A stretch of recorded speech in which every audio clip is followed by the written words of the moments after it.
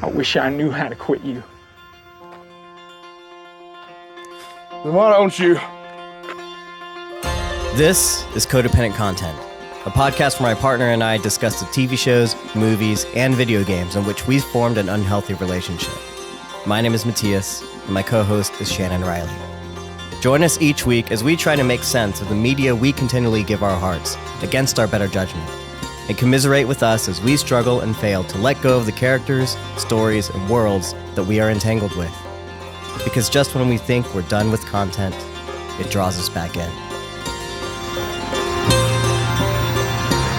Okay, now engage thrusters. We had a false start. The engines weren't working. Warp core malfunction. Yeah. Petty Officer Shannon, are we ready to start the episode? Yes. Is that what you say to your captain, Shannon? You are not the captain. What's that?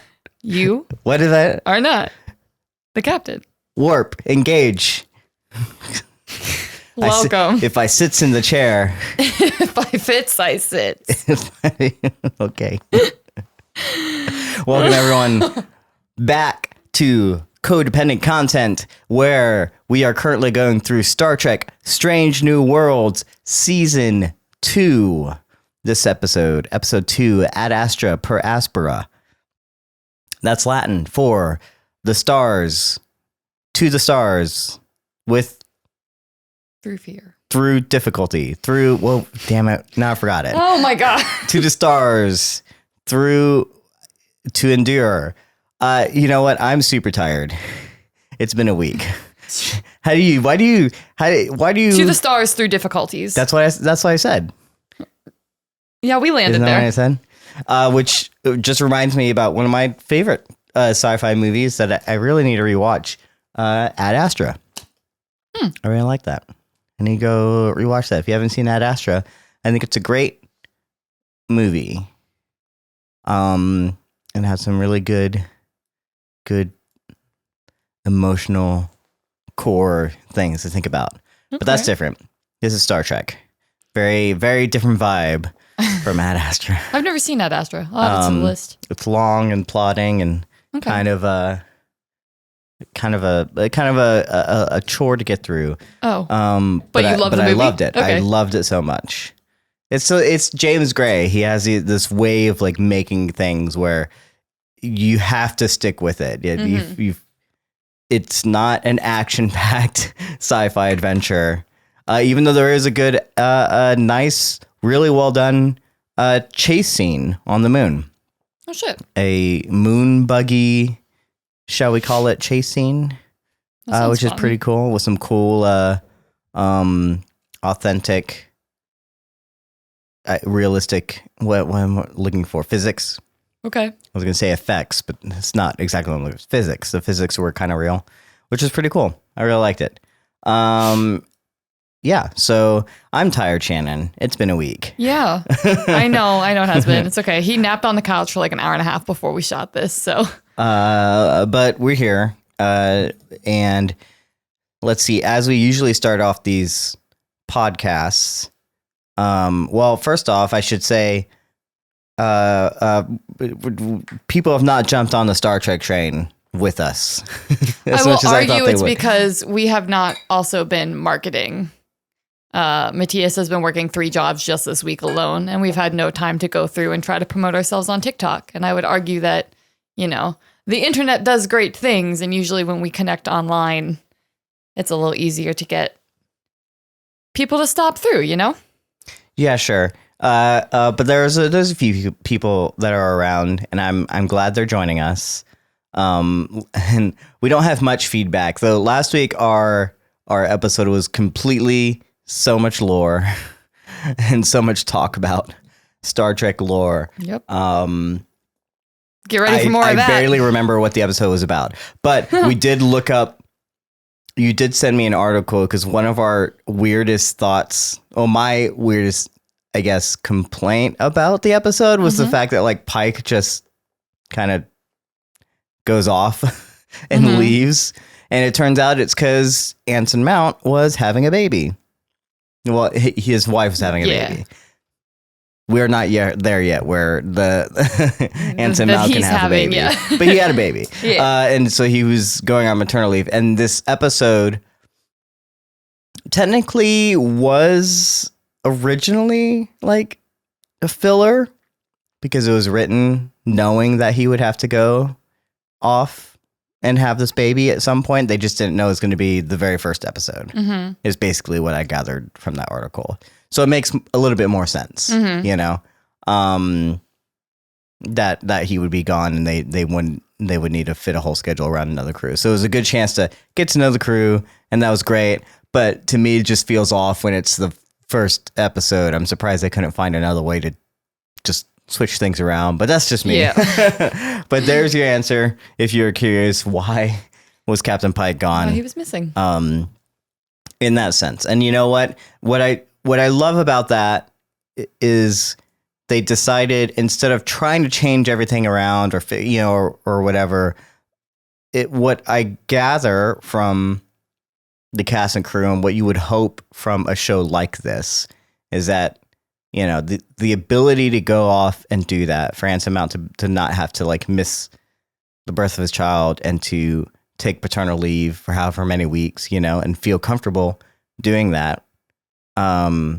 Just shows how much of a family this is and how much fun they have, you know, and I feel like I get the sense that this crew, as you would want, does have fun around and it feels like a family. Yeah. And things like that. So at the end of the day, it's like if your job is not so beholden to like, oh no, you can't go off because we got to make this episode because it's so dependent on your character. You know, the fact that like, they're like, no, go do whatever you got to do and come back when you're ready. You know what I'm saying? Like, I love that about a show, especially in this environment where so many places are just like, we're learning is so much more toxic. Work conditions suck, things like that. You got to love some, you know, television that allows you to, you know, earn your paycheck, work with people you really love, and tell a story that is resonating with people. Yeah. So I'm kind of okay with that. Yeah, absolutely. So at the end of the day, what did we miss? Nothing, because we got a good episode with the other characters. Hell yeah. Yeah. And so yeah, not much else feedback besides that. Usually we do talk about what else we've been watching, but I guess, Shannon, it'd be more appropriate to talk about what we've not been watching. Everything, because Mattias has been working 3 jobs. We did get to watch Star Trek, as you would imagine, but no, we have not watched The Bear season 2, which dropped this week. No, we have not watched Black Mirror, which also dropped last week. And we are not caught up on The Idol, which who cares about that, I guess, but still, you know, it's a thing that Invasion. Worth mentioning. Secret Invasion we haven't watched. Oh, I'm keeping we have a list. Lot of things to keep up with. And we haven't watched The Flash, big movie that came out. There's a whole bunch of things that I feel like I'm missing out on culture-wise. So it's been a week, guys. If you're into reality TV, I'm working on a reality show, so that's something. That's what I want to. So, you know, plug. And this week, I was making the content, ideally, so it's okay. So yeah, we haven't really been doing much. You did, I believe, start Lower Decks. Do you want to talk about that? Oh yeah. Oh, I've been watching stuff, and yeah, I started Lower Decks. I love it. It's so fucking fun. Watch it. That's all I have to say. I don't even want to spoil anything. Honestly, it's just like, it's good. If you like Star Trek, you're gonna love Lower Decks. What about Polite Society? Do you want to talk about? Oh, I liked Polite Society. That was a really good movie. I know you have more than that, because she came raving about this and how it's her favorite movie of the year. I didn't say that. I didn't say it was my favorite, because my favorite movie of the year right now is Spider-Man. So get your fucking facts right. Number 1. And right now it's my second favorite movie of the year. Oh no, I was one off. Yeah, well, one matters sometimes. I don't know, man. It was just such a good. I love action movies, like all of them, always. Especially female-led action movies, and I complain often that, you know, I want complex and real fucking female characters in my media, and I'm so sick. That's why I didn't like Ghosted, because I'm sick of seeing like the same type of hashtag strong, capable woman. We love strong, capable woman, but I hope you guys know what I mean. Like the stereotype of that, of what we present in media with like the goofy guy sidekick now. And this movie was about like a British Pakistani family and the 2 daughters. It was just their story. And the one daughter was like getting married off to a doctor, and the other daughter is in school trying to become a stunt woman. She's an aspiring stunt woman. And there's so much action in the movie. It kind of feels like Scott Pilgrim versus the World, like in the way that characters pop up and then fight scenes happen. Like it's a little like bombastic like that. But at the heart of it, the relationship between the 2 sisters worked so well for me. And naturally, I don't remember either of the actresses' names, but the girl who plays the title character is brand new to acting. She was in medicine, and during the pandemic, she was like, I think I want to get into stunts. And here she is in polite society. So I follow her. She has like 8,000 followers on Instagram. She's got like a couple pictures of like, she's fresh, she's brand new. And I just feel like she's so good. She's going to be doing stuff in no time. So I hope more people see the movie. It's streaming on Peacock right now. And you also want to be in stunts. So you should hit her up. Slide into those DMs. I'm going to slide into her DMs. You'd be surprised. Fuck, I might. But you also, I watched a little thing on Instagram that involved a fight scene with a little hammer that Shannon put together. Oh. That's about the amount of stunts I got this week. So she put that together all herself. I did. Yay. She's so proud. Go to her Instagram and watch a little stunt it's fight. 22 seconds, and it took me like 2 hours to put together. Yep, that's editing. I brought my computer and I was like, Mattias, can you look at this for me and tell me if it works? So yeah, okay, cool. Great movie. I am hoping to check it out. Yeah, I would watch it again. Watch it. As soon as I'm able to find the time to catch up on absolutely anything. Yeah. Shannon. Let me tell you. I mean, I live with you. Was there anything else? Was there anything else that you were watching while I was gone that is worth bringing up? I'm rewatching Doctor Who, which is super fun. I'm on David Tennant and Martha Jones, and I'm realizing Martha Jones got such a like short stick coming after Rose. Like her character, I know you don't know what I'm talking about. If there's any Doctor Who fans here, rewatching David Tennant's run, I'm realizing that Martha did not get the love and admiration she deserved, and it's because she came after Rose Tyler. So I'm enjoying Martha a lot more on this second watch through, because the first time I was just like, what do you mean she's stuck on the other side of the wall and they're never going to see each other again? Just crying after Doomsday. So yeah, that's been fun. Is there I feel like I'm watching something. Maybe it is just Lower Decks. Y'all, Lower Decks is really good. Was I just trying to tell it to you? It's like a mix of Star Trek and Rick and Morty, but not as weird. From what I understand, it's very much, and this is gonna maybe gonna come up today because this is one of those Star Trek episodes I feel really hits home with the Lower Decks kind of crew. Is like it's about everyone else on the ship, yeah, as the main like 10 or 15 people just get the rest of the ship into the craziest shenanigans and how they have to kind of like navigate that as well as like just normal regular life, basically. And the one, there's like a group, there's like 3 or 4 of them right now that I would say are the main 4 of the Lower Deck crew. Yeah. And the main guy is like very rules following, like always has his uniform press. He's so excited when like one of the main crew members walks past or when he talks about being on the bridge. And the primary girl is always like, yeah, none of that's important because we never go up there. Those people never talk to us. Like, this is where the cool stuff happens. This is where this is where that is. And he's like, no, but if we follow the rules, we'll become Upper Deck. And she's like, I don't give a fuck about Upper Deck. Yeah. So it's a ton of fun. It sounds hilarious, especially when it just shows the absurdity of the situations that the main upper deck crew always gets into. Yeah. I'm like, this is ridiculous. Yeah. Like, y'all need to, especially the Enterprise, which we learn is just like, you are at the center of everything, and you are literally like, this should be the decommissioned main character. No, blasphemous. show. And you wanted to be captain. And I hear that a couple of Lower Decks characters are gonna show up in Strange New Worlds. Yep, that's why I started watching it, because we're gonna have a crossover, and I need to know all the lore. Okay, great, sure. Matisse is like, I'm gonna throw up. Strange New Worlds. Star Trek has so much lore. Okay, so we're talking about Star Trek, and as usual, this is a little bit of a spoiler warning. If you have not seen the most recent episode, we're gonna spoil the most recent episode.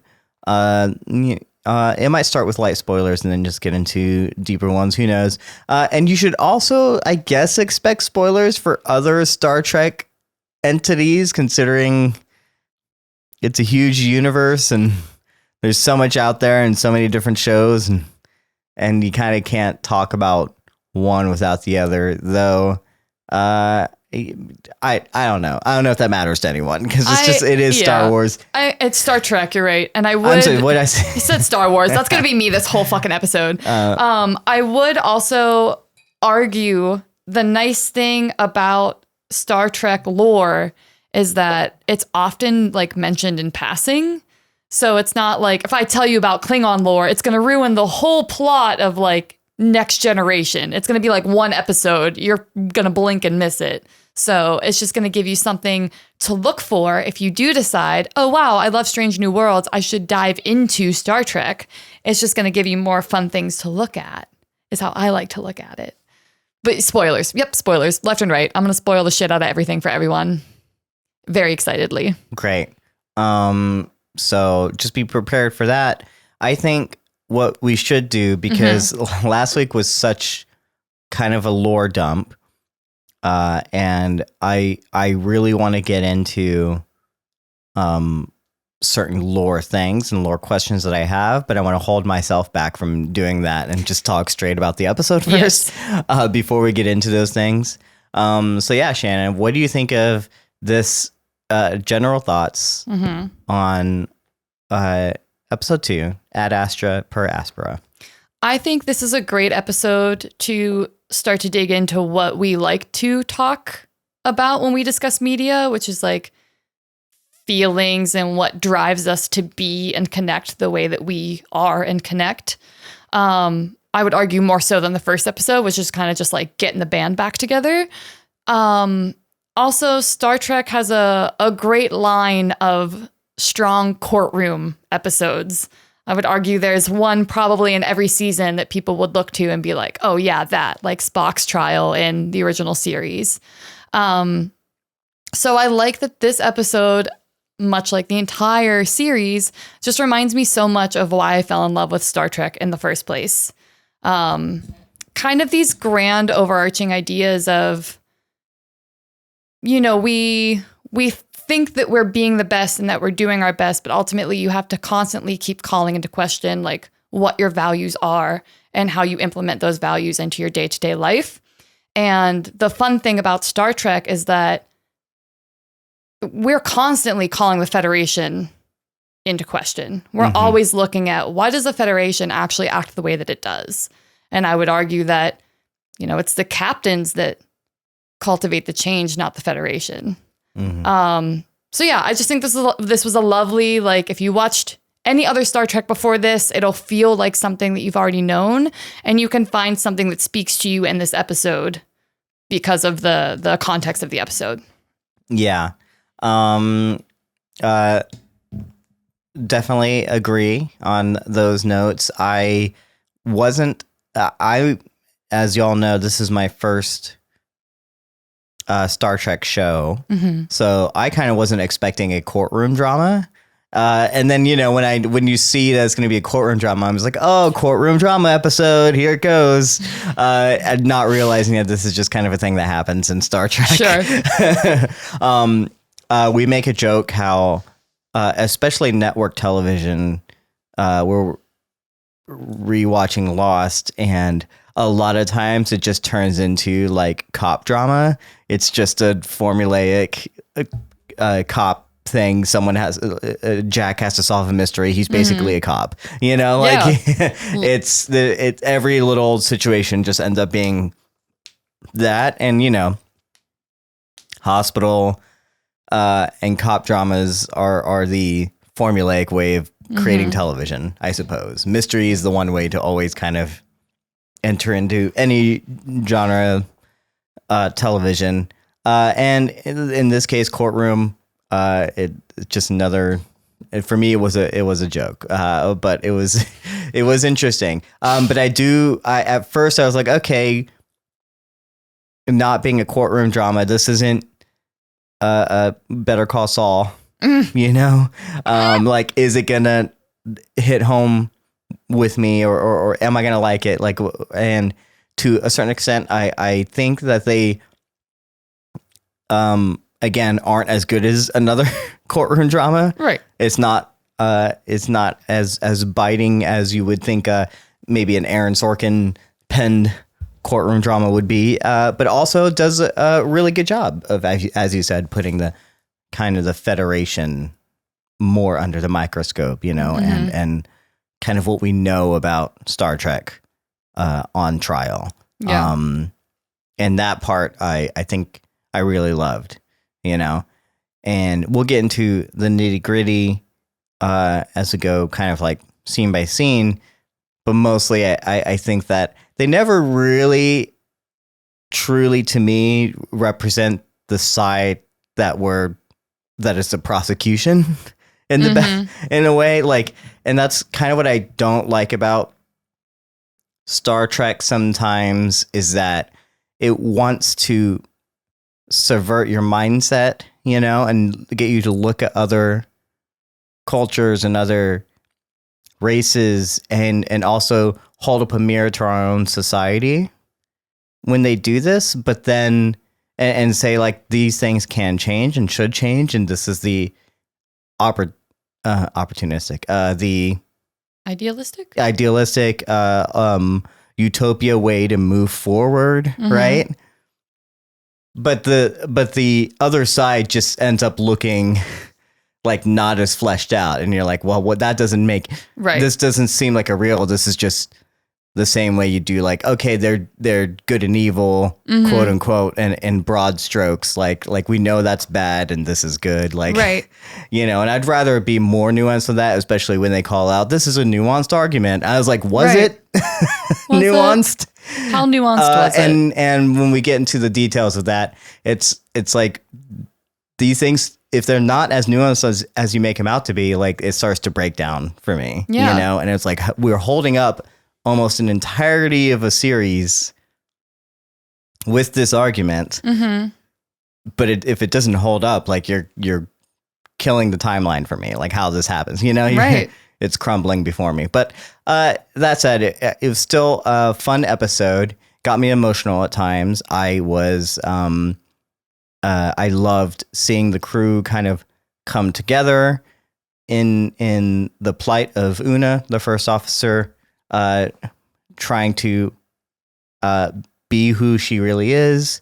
And I loved even the moments where the characters you were like that were on the prosecution side were kind of coming around to it, you know. So I was like, okay, this is what we love Star Trek for, you know, is these happy feelings or whatever.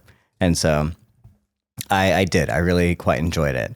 And then the little bit of time we got with it outside the courtroom drama was a lot of fun as well.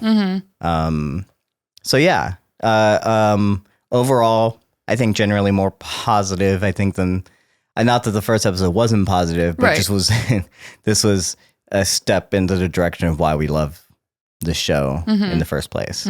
Right? Would you say? Absolutely. 100%. Yeah. So let's talk about, let's break down some maybe specific scenes, get into a few things just to, and we'll try and go by quickly so that we can get into our, whatever you want to call it, lore corner. Lore corner. Lore. Lorner. Ceiling. We'll workshop it. The lore attic the lore attic. The lore attic. Like a little cozy nook. I get tired of using corner as like the thing. Yeah. And I'm like, we gotta find a different part of the room. A nook. The lore loft. Lore loft. There it is. Oh my God. Okay, we're gonna jump up to the lore loft later, but right now we're in the main cabin of the episode. Yes, we sure are. Oh my God. We both go lore loft. Oh, it's a gif. Okay. You've watched the episode twice, so you have to forgive me if I forget I do the recap. You didn't watch the episode twice, which you were supposed to do, because you usually do. I didn't have time to watch the episode twice. Okay, you have to forgive me, I guess, if I forget anything, but it sounds like you're not even going to know. I didn't say that. So we finally catch up with what Pike has been doing, and he is on a planet. It's not Illyria, right? Mm-mm. It's a planet that is now being overtaken by quote unquote Illyrians. And so the oxygen sucks for normal humans. Mm-hmm. There's basically no oxygen. Right. But they've adapted. Mm-hmm. And not only have they adapted, but they are how should I say this? Kind of high fashion. They're living Vogue. They're living large, in their adaptation. Very interesting look to Illyrians. Shannon, this is, even though we were introduced to Una as Illyrian, and we can get again more into like what we know about Illyrians before. Is this the first time that we've seen like the Illyrian kind of race in terms of like multiple of them at once, like a planet full of? I think this is the first time we've seen a planet full of them, yeah, but it's not first. We've only ever seen like individual Illyrians, and this is the first time we're actually going to like an Illyrian colony or planet. Yeah. Okay, interesting. And we assume they're not all like this, but this one specifically is like the no oxygen or whatever. It's right. Because Illyrians adapt to whatever atmosphere, basically, is what I'm gathering. Mm-hmm. Okay. And yeah, Pike going through this, he has a mask on and he's just waiting, and he's going to wait in the lobby, until they see him and his oxygen's running out. Yep. What did you think of this? Because I think it's a very stupid decision of Pike's, because great. Love it that you're willing to do whatever it takes. And I love that. And this is what we love Pike for, right? Mm-hmm. He is, he will do what he needs to do for his crew. But if this is the whole planet that's adapted to not having oxygen, how do you know that they have oxygen ready for you?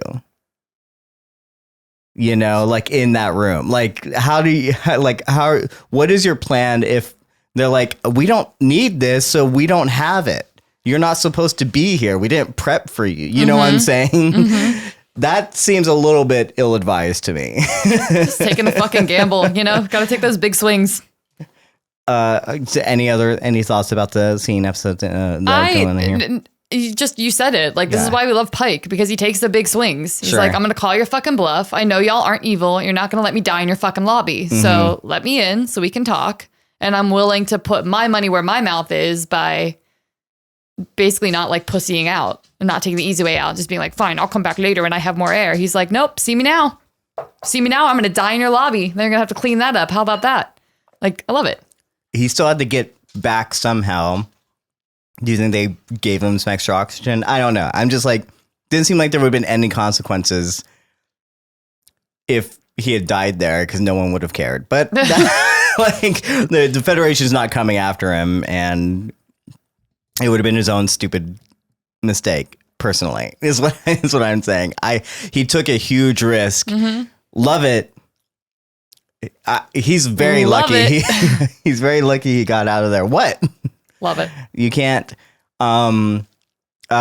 This kind of back and forth, tit for tat kind of thing of like, you're going to help me. And like, she's like, I'm not going to help you kind of thing that was going on was interesting because you kind of know that she's going to eventually help because otherwise like, why is he here? And she'll eventually relent. I can't remember exactly what gets her to do it, but just like found it interesting that of the way that they went about it. Well, the fact that she had been keeping up with it to begin with, I think implies interest and that she could be swayed given the right information. So we already know that she had been keeping tabs on her friend. I like to think partially because that friendship was still there, but also because, as we know, she fights for Illyrian rights. So yeah, the fact that she was already following the information and then Pike was like, here's everything you need to know. I feel like how can you be handed information like that as a lawyer and not respond to that call? So, and I think Pike had it perfectly pegged. He came in knowing what the plan of attack was, which was like showing empathy, showing balls, and showing loyalty. And yeah, I think she just ate that shit right up and was like, yeah, I'm about to go to court. Sure. One thing I want to shout out is the production design on this scene and this episode in general. Everything just looks so good. The amount of things that they had to go through to clearly build like the courtroom scene. I don't know what buildings already existed or whatever, but these are like new places we haven't seen before. And just everything that the show does just looks so good. And just like, you to the point where like you forget about it. You forget you're watching a TV show, you know, sci-fi thing. It just feels like there's these worlds and stuff. So like it so seamlessly moves from like one place to another. And you just like, you're not thinking about like, oh, they had to go film at a location for this and find a building that looks sci-fi or futuristic. Like they do such a good job where I feel like I'm on another planet and things like that. Yeah. But I love how her chair is just like a regular office chair, just with like no wheels. It's just like floating in the air.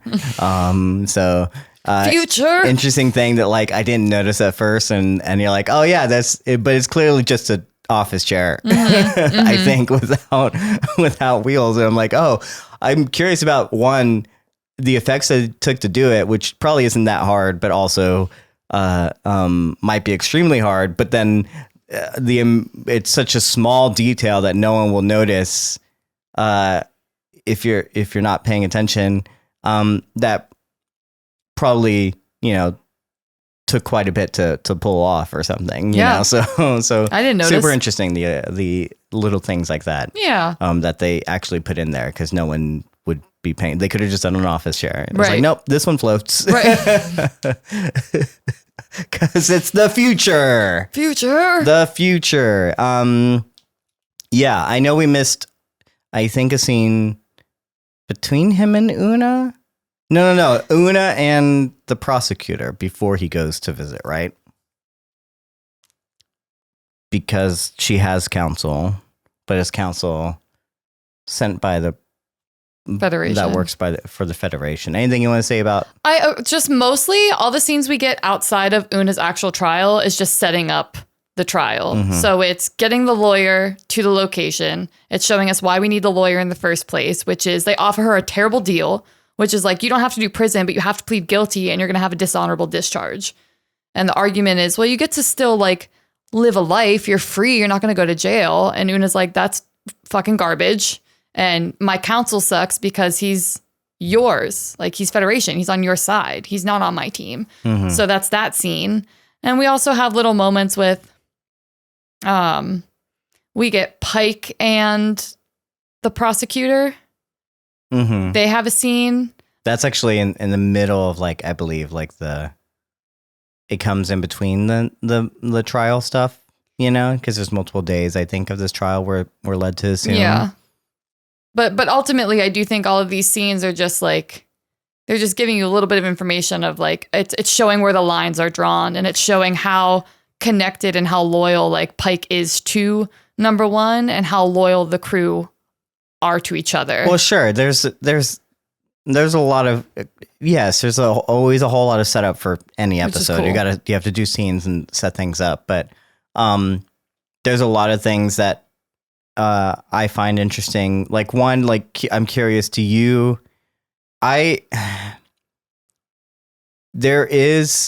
know we don't have an episode on when if this doesn't happen, so that it's fine. It makes sense, but like, would you take the plea deal? You know, like this is an unwinnable case for anyone else other than the crew of the Enterprise. You know what I'm saying? Like this is basically like unwinnable.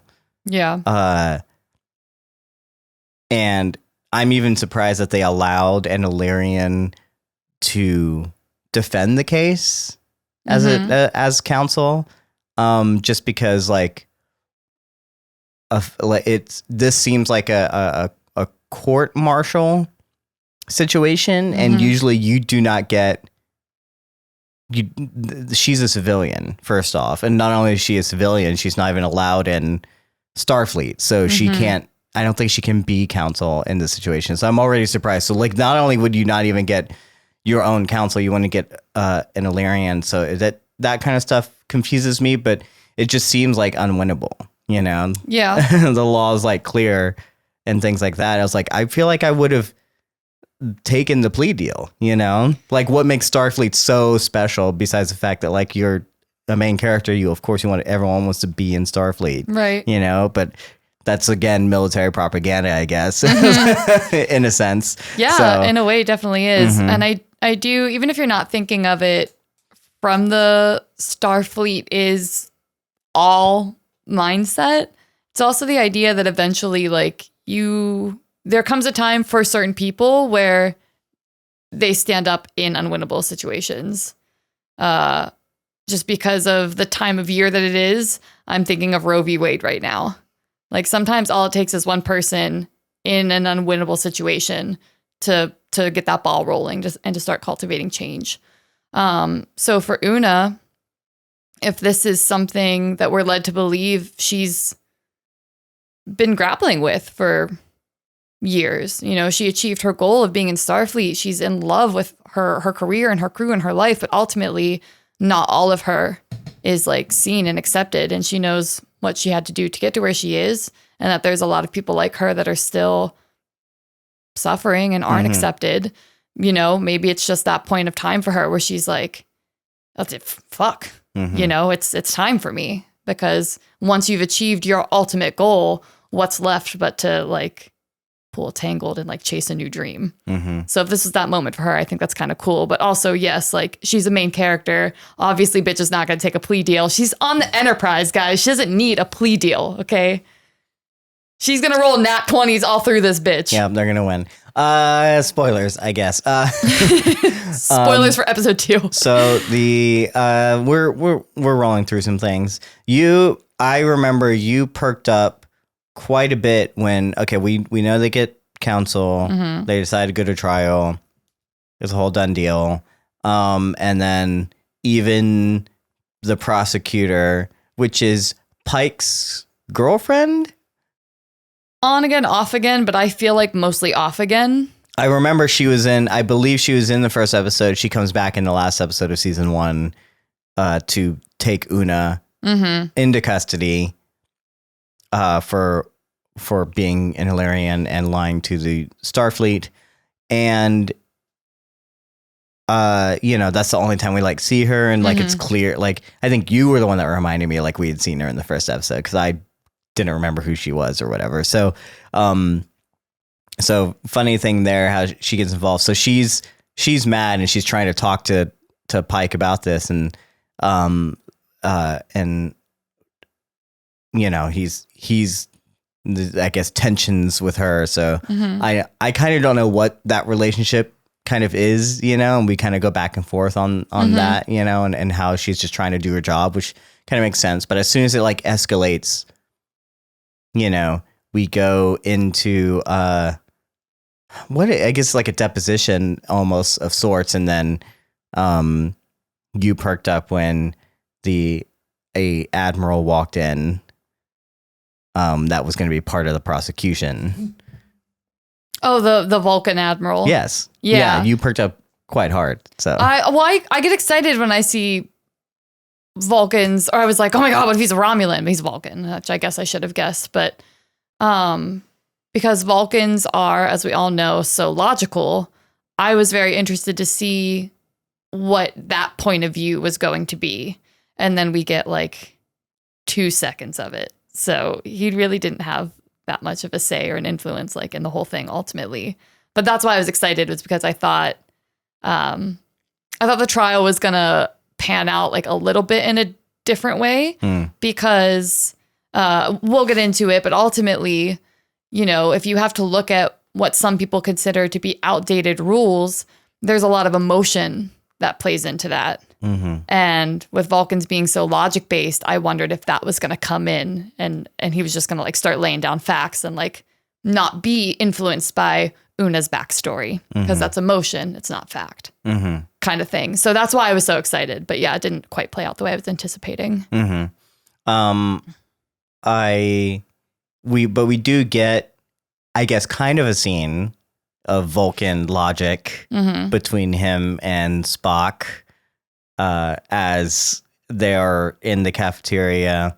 Oh yeah. Oh man, I forgot about that. That's also another scene where like Pike and his, I guess, on again, off again love interest is having a meal, and they kind of reconnect on like why, like when did you meet Una, you know, kind of situation and stuff. And then also kind of puts him on trial and explains to him why he can't take the stand, which I thought was pretty good, you know, pretty smart of her. Smart. I still don't understand, Shannon, why she's part of the prosecution, since she is so close to someone on the Enterprise and therefore I guess technically has some sort of bias. But again, this is Starfleet and they do things different than you would, like, as with military, you are in your own organization. So I guess if that is her main job of prosecuting whatever these situations are, then she has to be, right? Right. I don't really know her job, but I guess,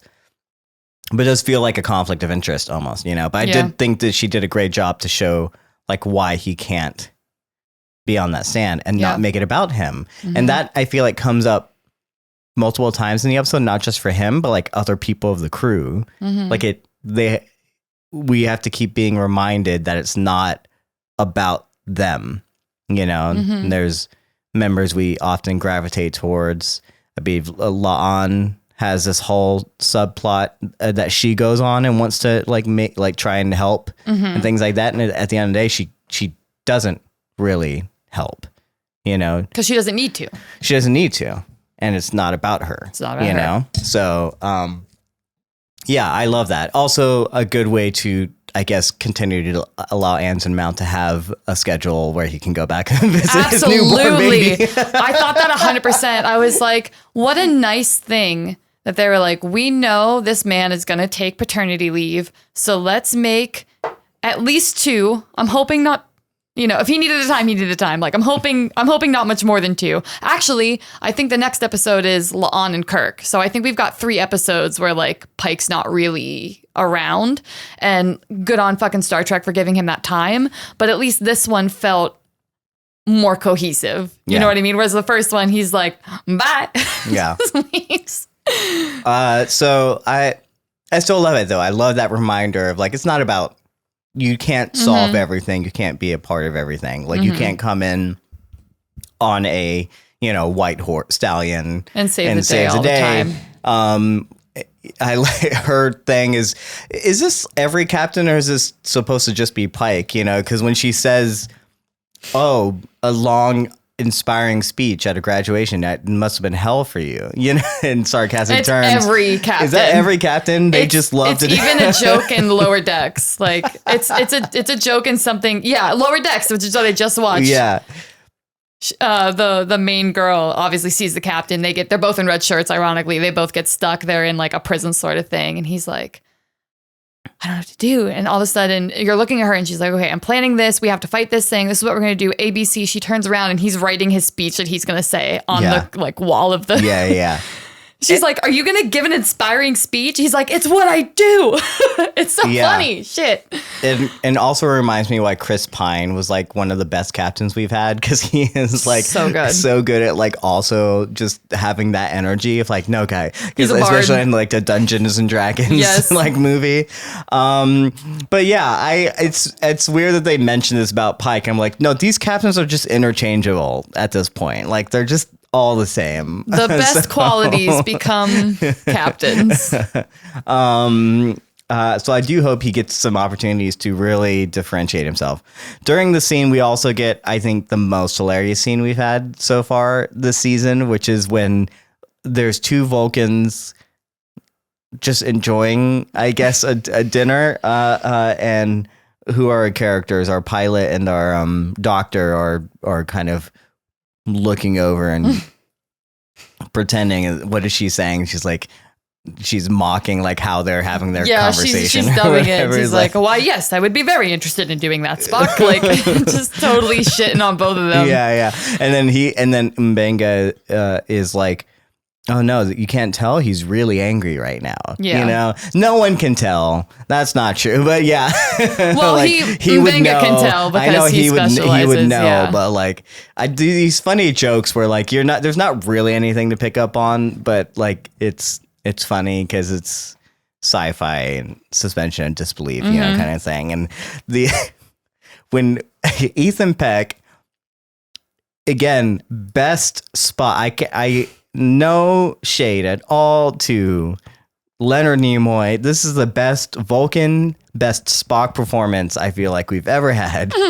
And like he is so earnest, as well as like he knows that it's going to be played for comedy, and his comedic timing of, I'm sorry you had to witness that outburst.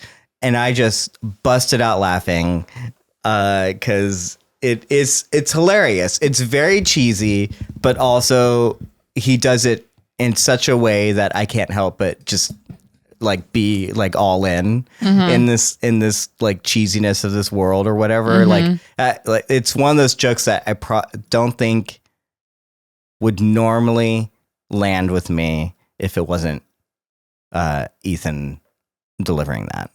Wow. In the way that he did it. Wow. You don't think so? Like, it's like, oh, okay, we get it. Because, you know, it's like, you get it. Like, Vulcans are, like, non-emotional. It's like, oh, you had to witness that also. I was like, come on, that's just a cheese. You know what I'm saying? No, like, I do. Yeah. I just love that you said that I wouldn't have bought into it if it was anyone else but Ethan Peck, I think is a very strong opinion. And I like that you have that opinion.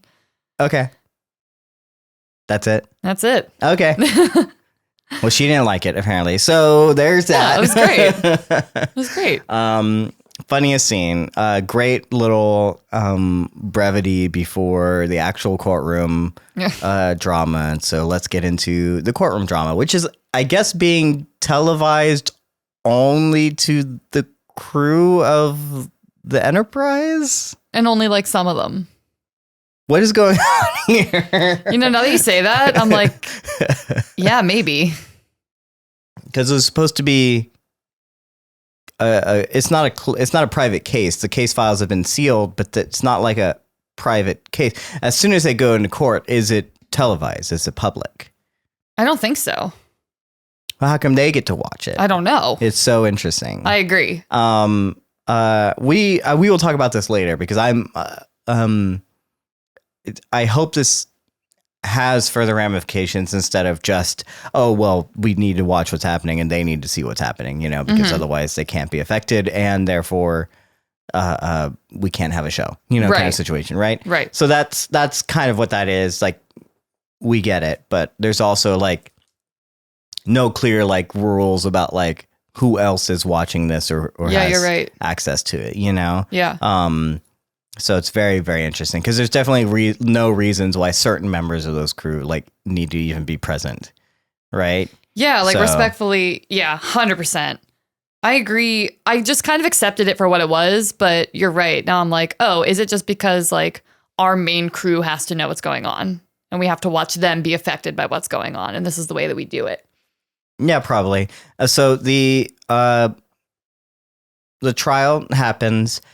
Shannon, we'll get into the Lore Loft later, but I think what's very interesting to me is that from the very get-go of the trial, it becomes clear that this is not just going to be a trial about Una, that this is going to be a trial re-litigating modifications, Illyrians, eugenics within the Federation.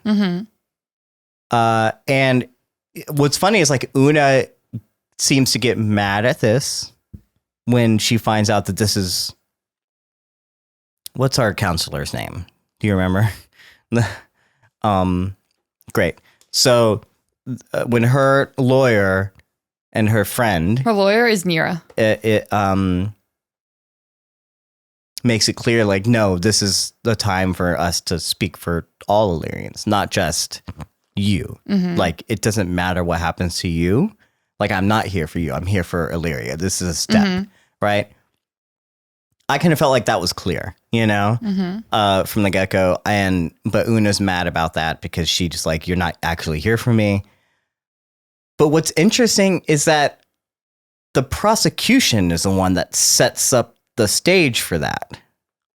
Like, they're the first ones that start the conversation, and they when they bring out their argument, they start with hundreds of years ago, the Eugenics War, and this is why, and we had genocide, and we can't have, this is why we have the rules and the laws written, and stuff like that. It's like, you just framed this entire trial about this. Right. Not about Una. You just framed it about this. It gives the step ladder, as it will, for Nira to get in there and be like, you're right. It is, you know, like, but also, you know what I'm saying? We don't need to rehash litigation, but like, I find that very interesting. That's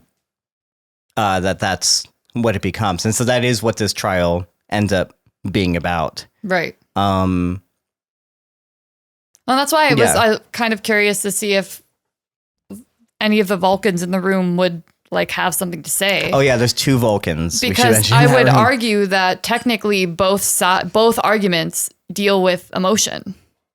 Like, our argument against augments is emotion driven. It's fear-based argument.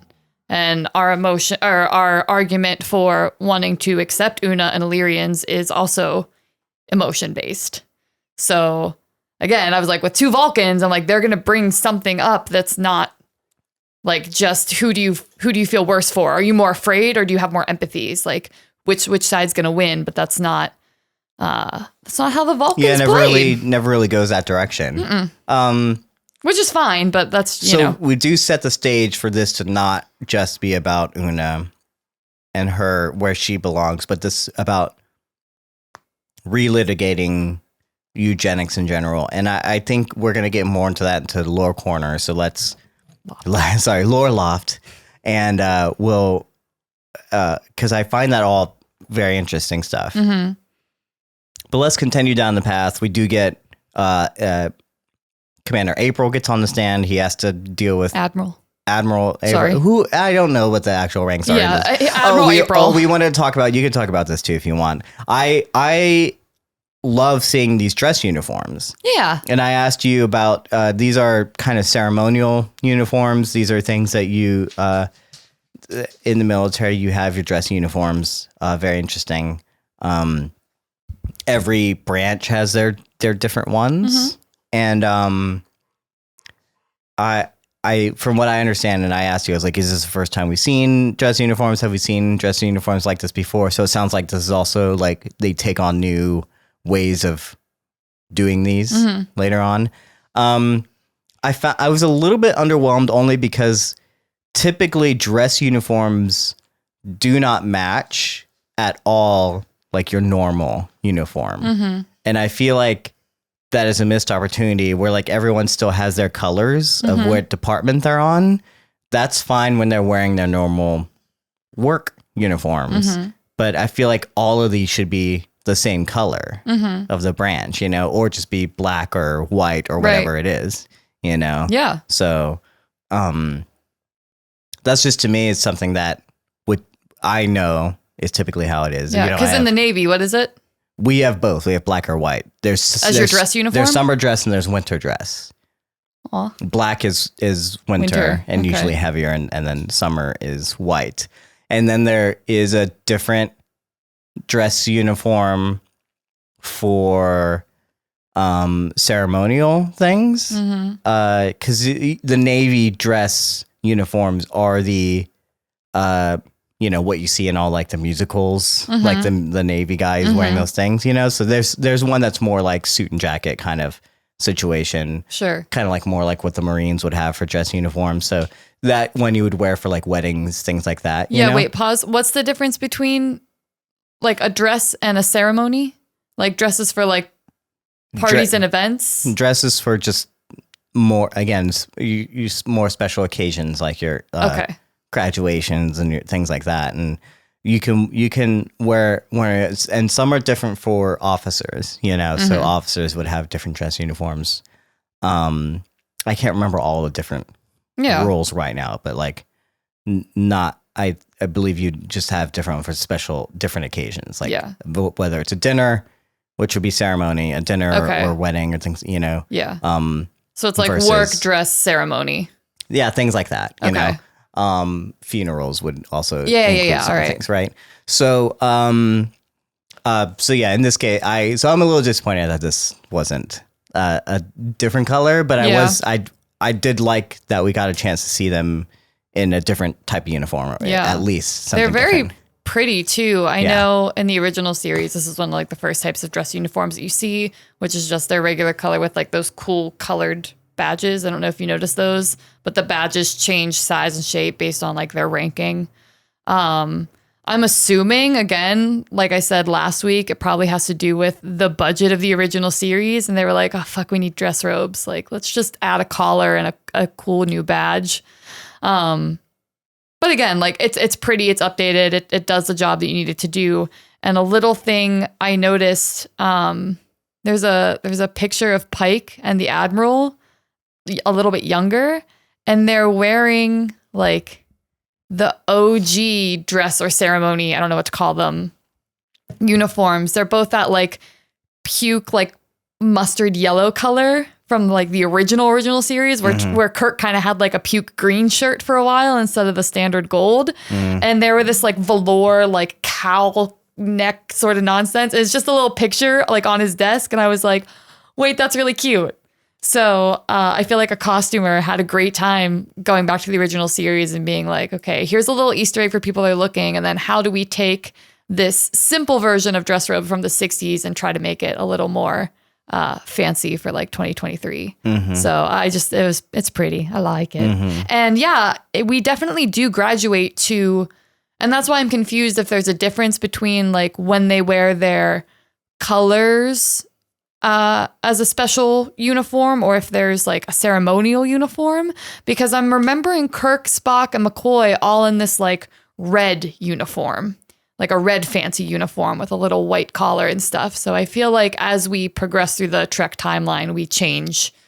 Well, it seems like one of those things where it's just different shows and then different interpretations that people like to take on it, right? So this is just the interpretation that Strange New Worlds try to take. And that's where I feel like it's hard to keep the canon straight because we're dealing with like different interpretations as well as like not a unified kind of like timeline lore kind of thing. Things change and whatever. And as we have mentioned, this is why certain aliens exist and certain ways of representing them exist because it was due to limitations of how things were made in the 60s versus like now, and then they just reinterpret it, so that it could be a history thing or whatever. So in this case, this seems like it's basically their work uniform just dressed with these gold accents, and usually like the lines on the shoulders are typical of like, well, there's stripes on your arms that usually say like how long you've been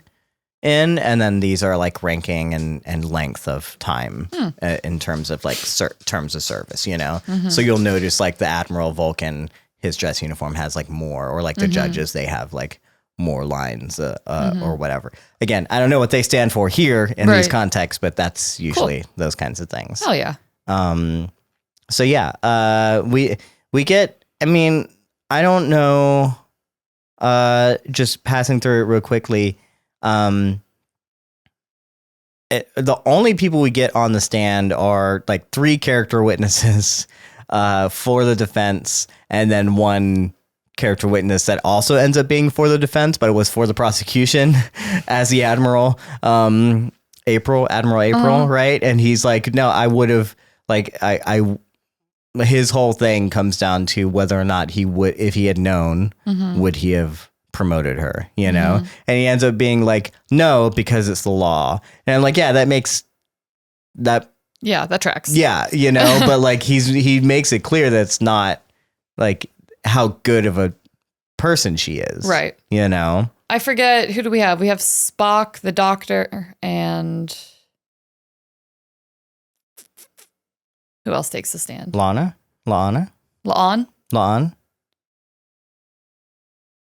Okay. And Admiral April. All right. And so it's weird to me that we, like, the prosecution seems to have no case except for this is just the way it's written. This is just this is the law. This is how it's been for hundreds of years or however long, right? Yeah. We can't do this. That's it. That's their case. Unfortunately. And what's really gross is like that case works. And that's, I mean, we can like start to dive a little bit if you want to, but I feel like they haven't needed much of a stronger case than that, because everyone's like, yep, that is the law, and it is the law for a reason. And no matter what you come to us with, it's like, nope, we're scared. That's the law. Yeah. So I wonder if that has anything to do with the fact that it wasn't like a particularly well-rounded argument against her. I would have loved to have had a better argument from the prosecution, because again, if you're going to say that this is nuanced, then say, like, show how nuanced it is, you know? We will get to that. Yeah. So I will say, like, it seems pretty straightforward, but I will say this is where I started getting emotional, is like these 3 character witnesses doing their thing. Spock with his, no, I did think she was hiding something, a love of Gilbert and Sullivan musicals, you know, or whatever. And like the way these characters kind of wrap up their things. And I can't remember if it was, just kind of all 3 in tandem or a specific one, and how they kind of wrapped up this feeling that she was getting of like this crew being on her side and stuff, you know? Which again, really interesting. If this is a nuanced argument, people really are not as supportive of modification as normal. You would think that some of the crew would feel this way. You've been brought up this way, you know?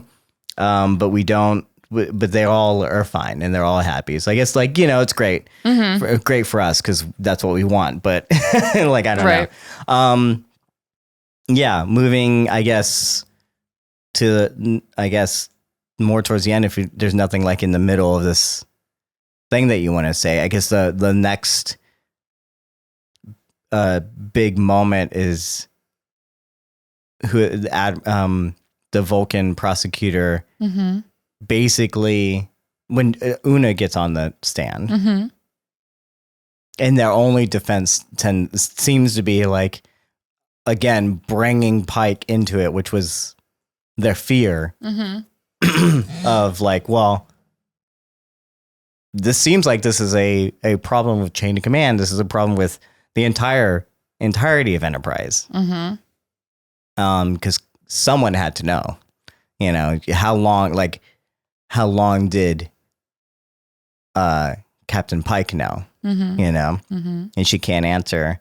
And this is when you start to realize that the chair that they're in, I guess, also acts as a truth detecting, like, what is it, a lie detector test, you know? Is that when you first realized that was the function of the chair? I guess that's something that hadn't really crossed my mind, because no one was lying at that point, right. Or we didn't know that anyone was attempting to lie. They just kept reminding people, yeah, you're under oath, you know? I was like, okay, yeah, they're under oath. And like, I didn't think about it until that moment, even though like it was like curious about their hand on this light. I have a thought that there's like Vulcan mind melds and shit. And I think the Vulcan on counsel has his hand on one too.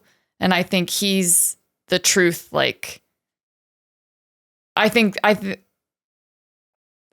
do I formulate the thought? He has one too, is what I'm saying. He has his hand on one also. And I'm wondering if there's some way that like it's having him in the room and there's some sort of connectivity like through these sensors that he can sense, almost like a lie detector test, like an increase in heart rate, or like if something has changed and a person is lying. Is that more believable than Star Trek having just a chair that's able to act as a lie detector test or something? No, I wouldn't have even brought it up. I just could have swore the Vulcan had his hand on one too. And I saw it early in the episode and then I was like, oh, is that some form of lie detector? I mean, that's definitely interesting. I like that idea, but then like every courtroom would need to have like a Vulcan, I guess, as a judge, which or isn't counsel terribly or unrealistic. whatever. You should definitely have a Vulcan on your team because they are so, like I said, logic based. Like you would want Vulcans in your courtroom for sure. But I don't know. I don't know if there's any truth to that, but that's my cool headcanon. But you know, sciencey, wimey shit, I guess. You know, Doctor it could Who! be blood pressure. It could be. It wasn't. Sweat. That wasn't a reference to anything. That was just me saying a thing. No, timey wimey is a Doctor Who reference. And Oh, great! I guess I'm Doctor Who now. That's not. I'm Captain, and I'm in the chair, and I'm Doctor Who. So there it is. I'm gonna fight this man. So yeah, they end up trying to bring Pike in. That's their last kind of way to challenge this. And I mean, I guess that really doesn't work. Because, you know, she Nira eventually like looks at the rules of asylum and things like that, which that was a cool way to do that. Yeah, I agree. You know, and a great way to absolve him, even though he clearly wasn't doing that. He was just holding on to a secret. He was just like, fuck y'all, it's my number one. Ride or die, baby. Yeah. So I love that. I love that, again, this idea of like, if you're gonna uphold rules, like look at all the rules. Yeah. You know, bitch. That should be the case with everything. Like you gotta really, if you're gonna write them, you gotta read them. Specific, you know, and like it's about the interpretation of these things, right? Again, a courtroom drama. This is not technically. What did you think of Una's story? Her going into the backstory, the broken leg, and everything that she grew up Illyrian. Any of those kinds of things, or Just, anything that hit you? Just imagining. I feel like this. I speak from such a place of privilege as like a middle class white person, but the like fear and loneliness and isolation that she must have felt at such a young age sounds terrible. And to hear it in her own words, like, of course, Una wants to be part of Starfleet. Like the safety, the loyalty, the comfort, like everything that you probably missed and like desired when you were a child. Her parents offered to her the best that they could, but like Starfleet was the answer, where everyone was accepted and you were safe there and you could like work to make things better. So yeah, I liked how the actress, I forget her name, which is normal for me, but like I almost felt like I could feel her like come through her eyes sometimes, and then you could feel like the distance as if she was like remembering something, and it was like bringing her back into that like feeling of smallness as a kid. I thought was really interesting to watch that actress go through. And I also thought the crew, even though they just got little insert shots, like that's probably the only reason why we had the crew watching, is so you could see how affected the rest of her crew was listening to like all those heavy feelings she's been carrying around for years and years and years of her life. And these are people that like love you and want you to feel safe and like supported. Yeah, she's she's speaking for like the audience of like, why is Star Trek great? You know, she's saying, I saw this crew of Starfleet and they all looked different and all these different races and all these different types of people coming together. And I wanted to be a part of that, you know, and helping other people and things like that. And so, yeah, I love that. I love that idea. And that is something that we kind of like gravitate towards Star Trek already in a way. And I guess the original series as well is like how it represented like different races of like humans, you know, all coming together for a single cause. That was the whole point of Starfleet. Again, military propaganda, but it is. But this one works. This is about the show. This is the theme and the thesis of the show as much as it is about Una's experience.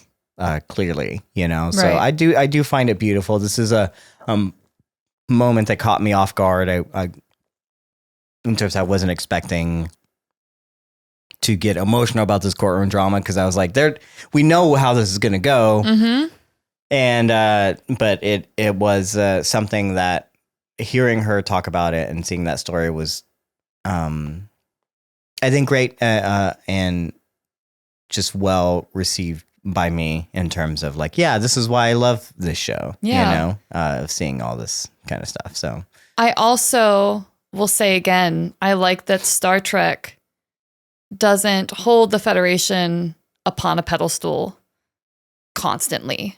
The Enterprise always on a pedestal, but the argument is that, you know, even things created at a high integrity or out of good faith still need to be called into question, re-examined, reevaluated, and recreated to fit like the time that you're in, and that the actions of the individual and the community are so important because here, like the bad quote unquote guy is the Federation for their persecution. And the good guy, quote unquote, are like the open-minded people who are just on the ground. And they're like, no, we live life today, now, day by day, the way that it is. And these rules that y'all created for the greater good 200 years ago no longer serve like their purpose anymore. And how each one of us has the power, either in a small way or in an enterprise way, to be like, we cultivate change on the ground. And if it starts with the Enterprise crew, the main crew, the like 8 of them, like that's a place to start. And Nira even says it. She's like, this is just the beginning. This is like a very small step, but it's a small step in the right direction. So yeah, that's why I love Star Trek. And I do also feel that all the courtroom episodes in any Star Treks all end with that sort of energy. That's like, no, nothing's perfect. Don't be afraid to like fight back and call into question authority. Even if it was good at one point, it doesn't mean that it's always good anymore. And you have to keep fighting and keep making the choice to be intentional and to be good. And I like that. Great. So we end this courtroom drama and they wrap it up and they decide that she is not guilty on any charges. The ultimate argument being, you know, that she was granted asylum and this is how we treat other races. Why not this exact same race? You know, you know, to me, it doesn't hold too much water because it doesn't mean you can still be part of the crew. Absolutely. But, you know, that is what it is. And, you know, she's not guilty. She's allowed to become first officer again. It's a great moment on the, not the bridge, but the warp room. Not the warp room. What's the transfer room? Transponder. Oh, the transporter. Yeah. Is there a name for the room? Nope. You don't know it? The transport room? Is that what it is? Yes. That doesn't sound like it. Is it for transport? That doesn't sound like it. That sounds wrong. It can't be that simple. And where, you know, they're all happy to see her and she has her moment with as you said, with Nira. And then she's like, what are you all doing here? You're supposed to be working, you know? So I guess back to, it's like, oh, funny, happy. We're all, yes, let's all get back to work because we're back to normal kind of situation. I we will talk more about this. I loved it. And then I also absolutely hate it because to me, this is a thing that I don't want for it to just I don't want it to go back to normal. I don't think it should be normal. We'll get to reasons why, but also just in general, if you're going to create as quote unquote, a nuanced argument and put this person on trial for just existing and relitigate a 200-year-old rule and law that apparently a lot of people hold to a high esteem and like have the same opinions, that this is, as was mentioned, this is just the beginning, and she is now opened herself up to be more persecuted than before. Because now people know, and now she got her way, which is she is now openly serving as an Illyrian on a Starfleet ship. And even though we don't know who has seen the court case, presumably this information is going to get out. And I don't know that all of the Enterprise is even going to be accepting of this. And they shouldn't be. And I don't know if the show is ever going to tackle that or go with that. But I am a little wary that they will. And so therefore I might be disappointed that it's like, oh, we're just back to normal, because it like, that's one, isn't a nuanced argument. And then two is like, you can't wrap this up. Like she's supposed to be living with this, and it's supposed to be a lifelong struggle. And especially in a place where majority of the population of the Federation holds these beliefs. And that's going to be problematic for not only her, but the Enterprise, that there's an openly serving Illyrian on their ship in such a high position. Yeah. And again, I am curious to know who knows, because we know it's a closed case, which is fine, but people have to know. Like, it can't just be our 8 main Enterprise crew members and the couple of people that were on the council as the only people who know that she's an Illyrian, because again, you're right. If her biggest thing is, I want to be open and honest about who I am, then how does she actually live in those words? Right. Is it now like, I don't know, you probably don't make a fucking announcement to the Enterprise like, hey, the number 1's an Illyrian, but is it like she gets an infection and she heals herself and just lets it be seen? Like, how does she go about living her true identity? Right. Does she still hold it secret from everyone else, but the crew, which knows, right? Yeah. You know, like, and in essence, like, if this is such a huge deal, like if this is historic, like, where's all the news camera? You know, like, eventually this information is going to get out, like, in terms of like this probably would have been broadcast like worldwide. Not worldwide, universe wide, whatever, galaxy wide. So very interesting stuff to me, because like in one way I love it. This is what we love Star Trek for. They wrap it up. The character gets, like, everyone rallies around them. We get like an emotional payoff there. But then like this holds ramifications.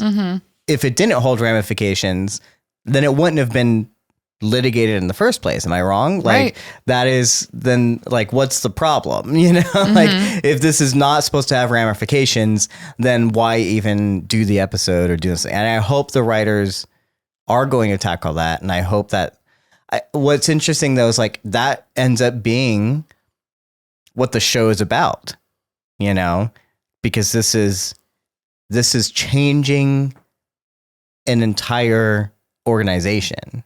This is changing an entire, I'm like, no, it's not allowing all Illyrians to serve and whatever. But like, even when we first meet the counselor and she's like, I make it my business to know what's going on, you know, stuff like that. And she knows what's happening with Illyrians and stuff. And the way that even Una tells her story about where she came up and who decided to hide themselves, who decided not to hide themselves, what cities they decided to go to, things like that. You are telling me that she's the only Illyrian in all of Starfleet? Absolutely not. Right. In the Federation? Absolutely not. Not even Illyrian, but modded person in Starfleet? Absolutely not. this is a high profile case because now we should see a lot more people come out in that sense. Maybe not for a while, and maybe it'd be a different thing, but like that, like you cannot say that this is just like one case and it's such, even though it's like, it's not solving it for all Illyrians, it should have a domino effect because there's definitely more of them out there. So and in that sense, like this, to me, when you start changing things like that, this is what you basically set up your whole thing to be about, because you can't escape it. You can't just be like, well, that was just one episode. Yeah. You know? And I don't know how Star Trek normally does this. Like if they often kind of relitigate like, will you join me in the Lore Loft? Universe canons. We'll get there, but I'm curious, like, you know, curious, and before we get there, like what you think about this wrap up and moving forward and into oncoming episodes and things like that, in terms of like how did you feel about it at the end of the day? I was fine with it because I knew that's how it was going to end. That's Star Trek for you. Like you said, the good guy wins. We tied up the little bow, and now we're going to get to go on with our adventures. And I have some opinions about how I think it's going to tie into other things that are going to happen, i.e. possibly the upcoming Gorn War. But yeah, I don't think this is the last time we're going to hear about this, but I don't think we're going to hear about it in the way that you're going to want to hear about it. No, but you think that has something more to do with the Noonien Singh thing too as well? Yes. Yes, I do. The Noonien Singh con of it all. Yes. Which I still don't understand how it connects. I'm kind of confused on the whole relationship there.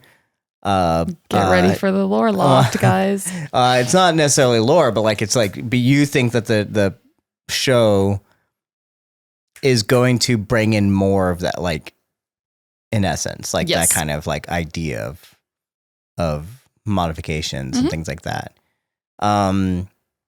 Yeah. Okay. I mean, again, I think we end up making the show about this thing. Yeah. You know, this is probably, I'm curious if this was supposed to originally be the pilot of the episode. I say pilot, the first episode of season. And therefore, like, that ends up being kind of like an overarching thing. We're going to keep coming back to modifications, maybe Illyrians, things like that. Pause. Why do you think this should have been the first episode? Because of the plot that it sets up, as opposed to the first episode? I think that this is probably setting up an arc for the season. Yeah. At the very least, whereas the first one doesn't and doesn't work well to set up the themes of the season, and we know that it doesn't because it was written to be when Pike is gone. You know? Right. But I guess this could not be the first episode because the crew's all back together. You know what I mean? So you had to have the first episode to get the crew together to have them all watch the disposition. Not necessarily. Again, we know that La'an's storyline doesn't necessarily pan out here. You know, it kind of ends up being a B plot where she goes off and she believes her personal log is the reason why Una is on trial. Ends up not being a thing. Right. It ends up being a quote unquote nothing burger or whatever, you know? Right. And so that could have been shot after the fact. That could have been added on after they knew that she was part of the crew, after they remove things around after the fact. I can see where that she might not have been included originally and then only got included after she was already part of the crew. So, and she's the only one that was missing. When you say the whole crew is back together, it's just like them.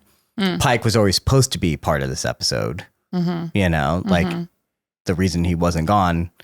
And that's so essentially, if he didn't have the baby, this probably would have been the first episode. Maybe La'an would have dealt with him having the baby, did they have to rewrite things because his wife had a kid? So they had 10 episodes planned, and they were like, oh, we're going to give him leave, and now we have to rewrite episodes? Writing and rewriting happens a lot on shows. This is kind of a typical thing, but yeah, I would assume we know that the plot I don't know the inner workings of what was written and what wasn't written, but what we do know is that the first episode was written in case of him having to leave. Right. And so there's really no reason that if that was written for him to not be there, it wouldn't have had to premiere first because they're all shot. They could have made any episode the first episode. Probably, but like again, I don't know. I don't know how they're shooting it and finishing it and where it comes with like certain schedule things and how these things, they might still be finishing episodes as we speak before they air right now, and therefore they couldn't have done that.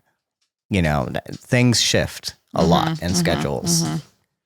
I can't tell you what exactly is happening. Yeah, no doubt. No one can tell you, but I can tell you that these things do happen, and the shifting of schedules and the shifting of storylines and how they get played apart and how certain things can be reshot. Yeah. And the whole on storyline could have been a reshoot here, you know? Having her be in the first episode and coming back could have also always been a part of a thing, but they shifted it and changed it based on what episode was actually going to air first. We don't know. Right. You know? Yep.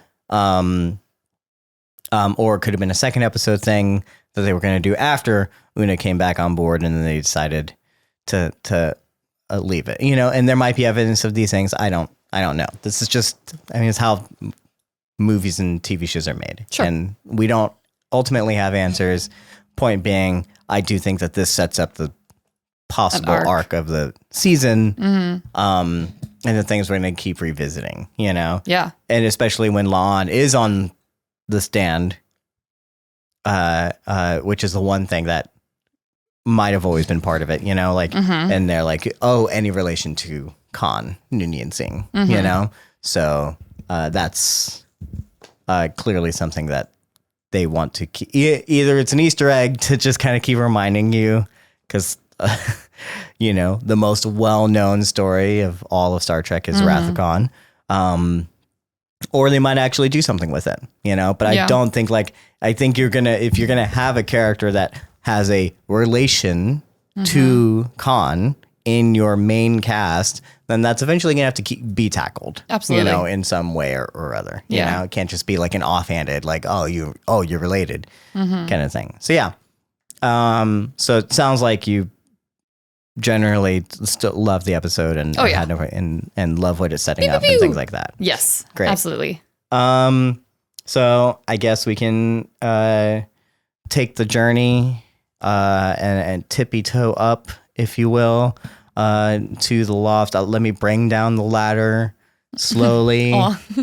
Give us a little bit of a transition here in anticipation, because I want Shannon to wait as long as possible as I can. You know, I'm going to get up there first, and then I'm going to make sure the ladder's sturdy.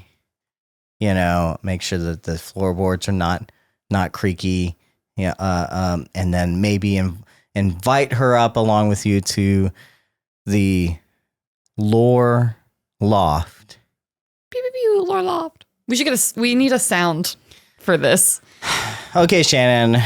Here we are in the Lore Loft, I guess. This Hello. Is what Welcome. This is where I live. What you've been waiting for. This is she couldn't talk about anything in the episode. For the past 2 hours. Mattias was like, we're going to save all this for the end. And I was like, fuck She's you. She's so mad at me because she couldn't talk about Star Trek unless it had something to do with lore. I like driving the episode. I have fun driving the episode. Great. So well, I'll sit here in my little loft. You don't want to have emotions and talk about characters and what's going on. The information that I have about characters drives my opinions of them. So I can't just say, I feel this way, and you're going to be like, why? And I'm going to be like, can't tell you. We're not in the Lore Loft. So here's just some backstory that I think everyone will benefit from knowing, but Mattias, especially you, because audience, directly after the episode, Mattias and I sat on the couch and for 2 hours and 13 minutes discussed like Illyrian lore and like prejudice and just a bunch of other crazy shit. And it's going to still be a very good conversation, but now I have some background information to kind of help us piece the puzzle together a little clearer. Let's talk about eugenics, Shannon, and where best to start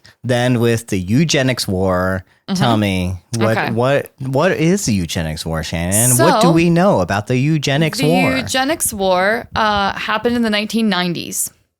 And they've already happened? Yes. In our timeline, Shannon? So in the 1990s, so this is before 9/11. Humans were subject to breeding experiments. Jesus. Which resulted in powerful super beings who then rose to power and created dictatorships. So they took over the entire planet. The most notable dictator being Khan Noonien Singh, who ruled 1/4 of the planet. So as augments were taking over other nations, once everything was conquered, they started fighting amongst themselves. That's how so many of them died off, is because they were fighting for power amongst each other. And then the rebel human pockets were able to come in and help kind of seal the deal. But what happened with that dictatorship was that they used human soldiers that and here's going to be my first point, sort of augmented by using an injectable serum, which is very interesting because we see Nurse Chapel and Dr. Mbenga inject themselves with something and then have superhuman abilities. Mm-hmm. So there's step one of why I think that more of this is going to come into play, because again, I think that's why important too. Certain characters have to be present to hear the trial, because it's going to affect specifically the doctor, the nurse, and La'an. I think. Mm-hmm. So that's just part one. So that's the Eugenics War. Shit was fucked.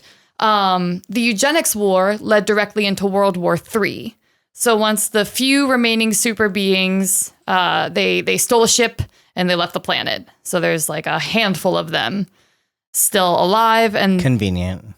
And that's, we have to meet them in the original series. That's how we first meet Khan. Yeah, I know. It's just such a weird thing. But that's, apparently that's what happened. And from there, the Eugenics War cropped out because some people were still like, we fucked it up the first time, but a lot of good can come from what was happening. Like the things they built were incredible. Their intelligence was amazing. The fact that they could heal quicker, like all of these things could be used in a good way if we do it the right way next time. And other people were like, we almost all died, so we don't want that. So that started a civil war among the remaining humans that led to a nuclear disaster that like wasted most of Earth's surface, which I also didn't know. So even technically didn't have anything to do with modded people. The Eugenics War did. Right. But the war that broke out after that. But the genocide that they keep referring to in the courtroom. I think the primary genocide is the Eugenics War, because the super beings like killed and treated the humans like slaves. Oh. Yes. Oh. So there weren't a lot of humans left to begin with. Yeah, but like slavery is not genocide. Genocide is nuclear war, like killing huge swaths of people. They're dictators, and I would argue like it's more like Hitler and the Holocaust, because it's through like selective breeding and medical intervention. So they were killing off certain types of people for not being the perfect person. So it is still kind of like a genocide. But a very, very important thing that happens during World War III, which I didn't know about until I read about it, is that Zefram Cochrane creates warp drive. And that's what enables us to make first contact with the Vulcans. So the Vulcans are first? We're our first contact. I didn't know that. Yeah. And it's during that dark period, and Zefram Cochrane was not a human augment, but that innovation that comes out of just like pure desperation. So that's when warp drive is created, and we become like adopted into the like intergalactic, if you will. So yeah, the Vulcans are our first point of contact, and that's all the terrible stuff that happens during the Eugenics War, and then which leads into World War III. Primary question I have for you, and we can just dive into it now. The Federation is made up of, I wrote it down, United Earth, Vulcan, the Andorian Empire, and Tellar. Not minimizing, but Earth and humans are the people that suffered through the Eugenics War.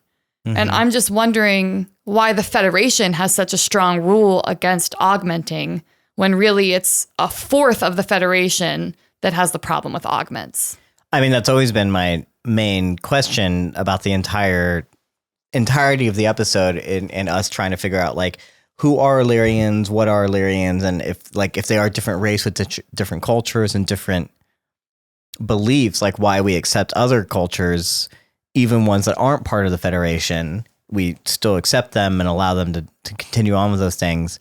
But we don't accept others that are part of the Federation, because Illyrians are technically allowed to have colonies and be kind of part of the Federation. They just are not allowed to join Starfleet. So it's a rule for Starfleet, not necessarily the Federation, which kind of confuses me. Because, yes, the Federation basically being now Earth is technically part of the Federation. Humanity is the Federation, right? I know the Federation is made up of different races, but there's no different human worlds out there where there's only one human world. All humans are part of the Federation. Yes. In terms of our race. So in terms of that, it's not like the Federation rule. The Federation and humans have a problem with modification for obvious reasons. And what that led to, and that kind of that stuff makes sense, and that is the nuanced argument, which I wish was more representative, how why this can't happen. But it seems to be that they're still accepting of allowing other races to coexist and Illyrians to coexist, and their beliefs and things like that. It just has to be in certain capacities. It's Starfleet that has the problem, right? So you cannot have any sort of genetic modification and be a part of the Federation. It's interesting because, but she lived on a Federation colony that was split. Yeah. So that was split, and they know it was split. The Federation allowed it to be. Right? That's what's confusing me. I agree.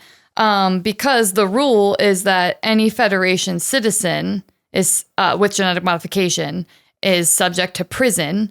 They are forbidden to join Starfleet, and they can't be certain professions. They can't be doctors and political leaders. Even in the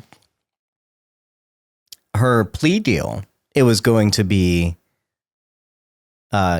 confess and you will get a dishonorable discharge, dismissal they called it, and you would not be exiled and you would not go to prison. Right. You would be allowed to live in the Federation. So that's not true. I think under the confines of she doesn't tell anyone. Because that's the thing. They say we won't tell anyone. Here's the thing. This is one of the stupid things about the Federation is I get the rule that you're trying to state, but you're telling me that not a single one of your colonies, planets, because it's not, even though it's 5 races you mentioned, right? 4 or 5 races in the Federation, including humans, which is the 5th. No, it's 4. Vulcan, Sam. Vulcan, Andorian, Talar, United Earth. Oh, okay. So there's 4 races, but there's hundreds of planets in the Federation, right? Oh, you're telling me that not a single modified person lives there? Obviously, they keep it secret. Yes. Whatever. But you're telling me there's not underground societies? These things exist. This is here's the thing. This is as if LA or back when Austin, where I came from, when they were we're gonna ban camping on the side of the road. And basically tackling the homeless population. You can't have your tent, all that kind of stuff. You can't camp in front of establishments, whatever. They tried to ban this because people didn't like the sight of homeless people. It's okay, so the rule is you are homeless, but you're not to be seen. Is the idea. But they exist. Yeah. They are there. Just because they're not seen and you don't know they are there doesn't mean that it's all happy-go-lucky. We have a huge homeless population. And it's a problem. that to me is like the stupidity of this kind of idea. It's like, it's like, I get what the rule is, but for some reason the show kind of represents it as like, oh, this is the one person that is hiding themselves. You know what I'm saying? Like, it's like, well, you know, there are more out there. Like, you have to. Yeah. Like, but if you don't see them, you can't like tackle them. But what you say is interesting because in Deep Space Nine, a different series, one of the main characters. Well, it's known as DS9 to the diehards of the. I'm kidding. I know. I want you to stop. In Deep Space Nine, the doctor, Julian Brashear, finds out that he's genetically modified. And he didn't know it. His dad had him like augmented as a child to make him smarter and stronger. And when that comes out, he has such a difficult time grappling with it because even in Deep Space Nine, Illyrians do not serve in Starfleet. And that's 100 years like after what we're watching right now. But he's not. We have to talk about this. Yes, in Deep Space Nine, Illyrians do not serve in Starfleet, but you just said Illyrians, but he's not an Illyrian. He's just genetically modified. But so if he's not Illyrian, like here, what is the actual line? Is it Illyrians or is it genetically modified? You know what I'm saying? Well, he's an augment because he's not Illyrian. When does one become the other? This is where I kind of love this episode because to me, Illyrian, even though I what you're going to explain is like, this is technically a race that has been ostracized from the Federation. I believe it can be, and it should be probably more of a catch-all term for genetically modified people, you know, and because I think that's where it makes more sense to me, like what Illyrian is. And when I had this aha moment whenever they were talking about her, because I was like, what? Illyrian, like the light people that we saw in the like first, I was like so confused. And then they kept talking about her as an Illyrian. They're not talking about her as a genetically modified person. They're just saying like Illyrian. I'm like, well, she's not from, it's like Illyria. Because she was not, there's no Illyria. To me, there was like not an Illyria. Right. I was like, I was like, oh, they're talking about her. This is a term that they use for genetically modified people in my head. Right. And I know that might not be true, but like even you just said, like he would be not able to serve because Illyrians can't serve. I was like, but that's not. Is it used interchangeably? Is Illyrian and genetically modified used and augment used interchangeably? Right. You know, right. Which happens in our own world. Yeah. You know, where certain things become basically the same thing. Yeah. You know? Totally. So, and definitely a valid point. Again, we had this discussion last night or yesterday afternoon on the couch, but since Illyrians still can't be part of Starfleet because of their genetic modification, Julian wonders what this means to him because he's not Illyrian, but he is genetically modified. Yeah. So the result of that case is they would look the other way. They would let him stay in Starfleet, but only if his father served prison time because he's the one that is genetically modified and genetically modified his son. And that's how he's able to stay in Starfleet. And he allows that to happen? Man. Okay. Which is, I think, kind of dark and fucked up. But yeah, it's like, he's like, well, I'm not, like, I know we have these issues with Illyrians because this is part of their culture, but he's like, you've known me as like, this. He's like, I've known me as this. I didn't know I was genetically modified. I didn't ask for this. And it's sort of like what Una is saying during her trial too.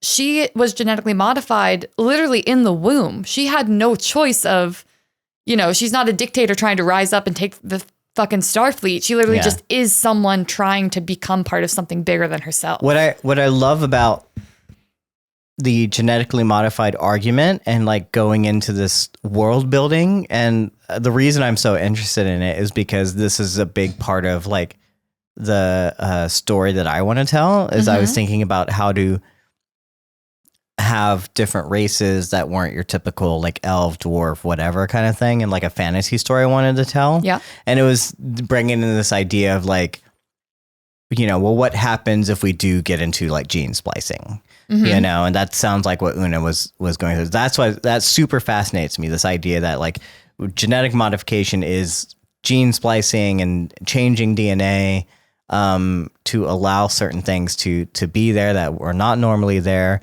And I love, and part of it is really interesting because there is the idea like you're born like this, and then there's the idea that you can choose to be this, right? So you can't be born, but you can, as soon as you do any sort of modification, what you end up being, quote unquote, an augment or an Illyrian, and isn't that true if you like dye your hair, well,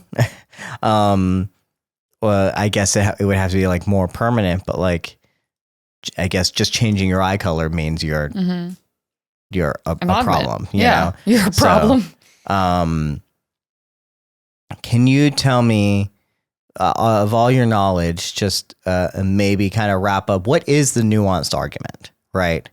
What is the thing that the prosecution should have been arguing for in this episode? What is the thing? Because I think if it is nuanced, right? If we are to believe that there's multiple people that believe this way, that this is not just easy black and white, like, no, we should love all people versus like, no, this is why it needs to be regulated and look, and like you need to like keep it under wraps and stuff like that. There's got to be more to it, because you can't just be like, well, if you just don't tell anyone, you're fine. It's like, no, there is clearly like there's this idea of regulation and stuff like that. I'm sure I could make my own arguments. So I'm just curious, like, what you think I just like the witch hunt that happened in the Federation of like finding any remaining modified person and making sure that they were under control. That happened? Yeah. There's and I should have written it down. I was like, I do remember the name. It's called the Institute. And it's like essentially kind of an insane asylum, like what you would call an insane asylum. And it's where they put augments. If they like find them, they go to this place, and it's billed as a place for like differently abled and special need type energy. And there are non-augments in this location, but like that's where they throw these people. So I think just because of the absolute fear and devastation that happened during the Eugenics War and resulting World War III, it's all fear. It's fear of what you can't control. And it's like, if it's out of sight, out of mind, like with the homelessness, like our government ignores it. It's still a fucking problem. It's still there. But if we can't see it, we don't have to look at it and like be afraid of it. And I think with Illyrians specifically, modification is their identity. They don't go to planets like humans do and take over and colonize and terraform. They come to planets and they adapt. So it's literally like embedded into who they are and how they integrate themselves into society. And I think that terrifies specifically the United Earth part of the Federation. Although that sews back into, again, why do the other 3/4 of the Federation just allow this to happen? The Klingons... Do they? Yeah, because it's Federation rule. Klingons aren't. Yeah, correct. That's what I was going to say. So Klingons are not part of the Federation. So don't. And the Dominion's not part of the Federation. So whatever augments or whatever do in those territories, it's like we just look the other way because we don't get along with them anyway. But if you want to be part of Federation space, you better not do that shit. And again, a Federation space is made up of 3 other large civilizations aside from human beings. Why do they all agree with like the prejudice that humans are bringing into this equation when I don't know of any information of augments being bad to Vulcans or... Sure. Okay. So I don't... You're not playing my game, Shannon. I'm sorry. That didn't really represent a good argument for it. So an argument for I'm what? trying to still understand like what is... Because I feel like I want to... Before we get to the side of Una and the Illyrians, like I want to understand what is the actual side, like why is this even being litigated in the first place, and understand the actual nuance of it, and not just hear that like, oh, it's just like, fear, not understanding, they look the other way. Those aren't arguments for it. That's just the way that still is representing not a good argument for me. That's just representing like people who are just don't understand it and like and just have a fear of it is not an argument. That's just representing them as the bad guys again, you know? And I'm like, but if there's an argument to be made, then there's a version of this, which is them as the good guys. So what I'm thinking of right now is a show that is kind of tackling the same thing called The Boys, which is basically the idea that superhuman beings should not exist, right? And it's showcasing the problematic nature of having augmented humans and that use serums as well to be able to, you know, even if it is superheroes were our idols and are the people that saved us before, having them just have, it's not this fear of control. It's just the fact that when you exemplify superhuman traits, you exemplify the flaws of humanity as well. And then that becomes a dangerous, potent problem that allows others to really destroy other, like,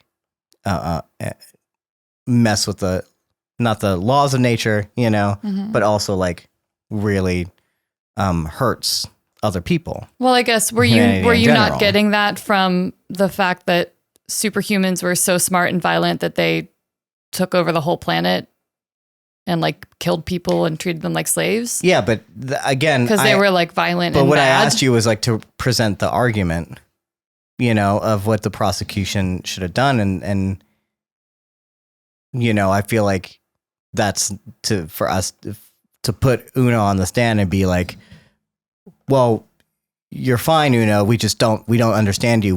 We fear augmentation and we just don't want you to be seen. You know, that's not an argument, you know, as opposed to like, this is a reason why you can't be here and why this law has to be litigated is because of this idea that they are having, I wish they had harped on this more, this idea of, and why the Vulcans maybe do believe in it as well, is this idea of evolution and messing with that, you know, natural human ability to adapt and change and grow and stuff like that. It's not so much of a fear. It's the fact that it's like when you mess with it, you create people who believe they are better than other people, you know, in the old time, you know, there has to be a way like of what, you know, people didn't just make this law. Right. Out of whatever. But wouldn't you still argue that like with The Boys and this, like you can claim that it's logical, which is again, why I wanted the Vulcan to come in and say this, because ultimately that is a fear-based fact. Yeah, but in The Boys, we're on the side of the boys. As opposed to here, whenever the way that you're presenting is like, we're not on their side. We're not on the Federation side. We're not on the Starfleet side of why this is a law in the first place. Whereas the other way around in The Boys, like we are seeing the problems and the devastation. It is almost as if the boys are precursor to what the Star Trek rule is, you know, and we have to see it from that side for it to actually be a nuanced argument. Yeah, you know, you're and right. I'm trying to be on that side of it. Yes, you can justify like why the rule exists. And you're saying like, this is like why it's there is because of this, all these things, but that doesn't put me on their side. Right. That doesn't put me on their wavelength of the whole point of like, why can't the world just change then? Because clearly we have people, you know what I'm saying? Because that becomes a slippery slope because we don't want to go down a certain path of that we've gone down before. And like that's what the nuance argument is, you know? So That's what I'm curious about. Yeah. But it doesn't sound like Star Trek is dealing with that as much as I want to deal with that. Yeah. It's basically just like, yeah, you have to, like, if you care, then you have to know what augments did in the first place, which is what the boys are doing. You know what I mean? Essence, like, they are that bad. It's not the same. But even, what's her fuck, Starlight, like, is one of the better, you would say, augments in theory, showing you that you can't paint with that broad of a brush. But should we? Because, like, this is how damning it becomes. And maybe 200 years from Starlight's time, we have more good people like Starlight, like Una, that come through, and you use that modification to become a smarter, well-equipped, healthier, better version. Yeah. But ultimately, like, you go through this period of devastation and, like, arrogance and power and control, and we see it. I didn't even think about the boys. What a beautiful parallel for you to draw. Well, it's also interesting that you bring up the idea of like what was happening during World War II and Nazism, and the reason why I think this episode could be so great is like when we're relitigating Star Trek, we're relitigating the Eugenics War and things like that.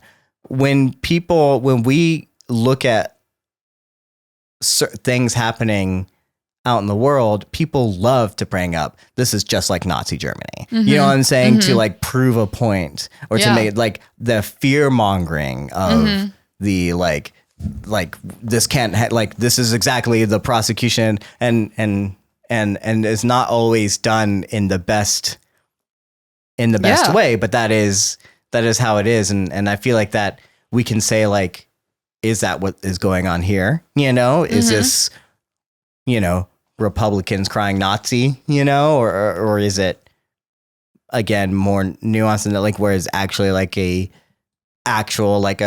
possible like Nazi problem, right? Is this like if we don't look at our past, if we don't look at the Holocaust, these things can happen again, right? Right. But and then yes, exactly. Ultimately, do we damn all of Germany for the mistakes of like a time period, essentially? And do we always then paint Germany as this thing that can never change, grow, be better? Like, that's how I feel about the augments. It's like, yeah, if there were dictatorships and genocides and all that fear, then fuck yeah, of course you don't ever want to see something like that get out of control again. But as we see, like, growth happens. It's been 200 years. Things have changed. Lifestyles have changed. Like, people's beliefs have changed. Do you just constantly... You have to make well-informed decisions on things that have happened without actually letting it cloud what's right in front of you. And I think the thing that clouds is fear. And I think that's why I keep saying it. That no, fear is not a good argument. But with past events clouded by fear, you just get like... You don't even have a strong argument because your thing is just like, do you remember this bad thing that happened? Do you want that to happen again? Then we can't have this, because if this leads to that, like, we can't do this again. And it has to be so much more intricate than that. Otherwise, Starfleet wouldn't constantly be bending the rules for these people that come up in the ranks and then, they're genetically modified. It's like, oh, well, fuck, you've been serving for 20 years. What are we going to do? Like, Bashir got to keep his job. Una gets to keep her job. And Prodigy, which is canceled, that's in Janeway's timeline. So apparently she's an admiral now, and she meets specifically an Illyrian that wants to join Starfleet. And she's having the same battles, trying to get this person to, like, join a federation that's still pushing back on something that happened 400 or 500 years ago. Sure. We're talking about Strange New Worlds. But we're talking about lore, so that's everything. But it sounds like you are like just on the side of like law shouldn't exist. That there's not a problem here. Where do you fall on that? Well, there are plenty of episodes in other Star Trek series where we meet augments that are bad, that are like the villain that came in and are too something and are causing a lot of damage. So we're still seeing like, yeah, Una's great. maybe a lot of Illyrians are great, and there's still genetic modification that's resulting in these like toxic dictatorship, like aggressive, destructive beings. So for me, it also kind of ties into the doctor who creates data and artificial life, where like people don't want that because it can go bad so easily. But if you don't try, then you don't get something like data. So it's like, where do you draw the line of sometimes it works, sometimes it's good for people. Technically, wouldn't you argue that like all the like immunotreatments that we have in the Star Trek universe is a form of genetic modification? Our bodies don't do that naturally. We made this thing to make our bodies better, to heal faster, to heal bones easier. Like, is that not also technically a form of modification? So where does Starfleet and the Federation get to draw that line when, again, we are meeting these different types of aliens that are modifying themselves and creating the same dangerous environment as what we know from our history? So no, I'm not necessarily completely on the side of like all augments are good and we need to just accept it blindly because we have a couple of good people. But again, if we do have a lot of good too, it has to be a much more serious discussion than just it's either a hard yes or a hard no. And then how do you even go about controlling that in galaxies and galaxies of an expanse? Sure. And I guess we don't exactly know what the law is the laws don't seem to change. It sounds like, even in hundreds of years from now, from this series. So do you think the laws need to be changed, and what does that look like?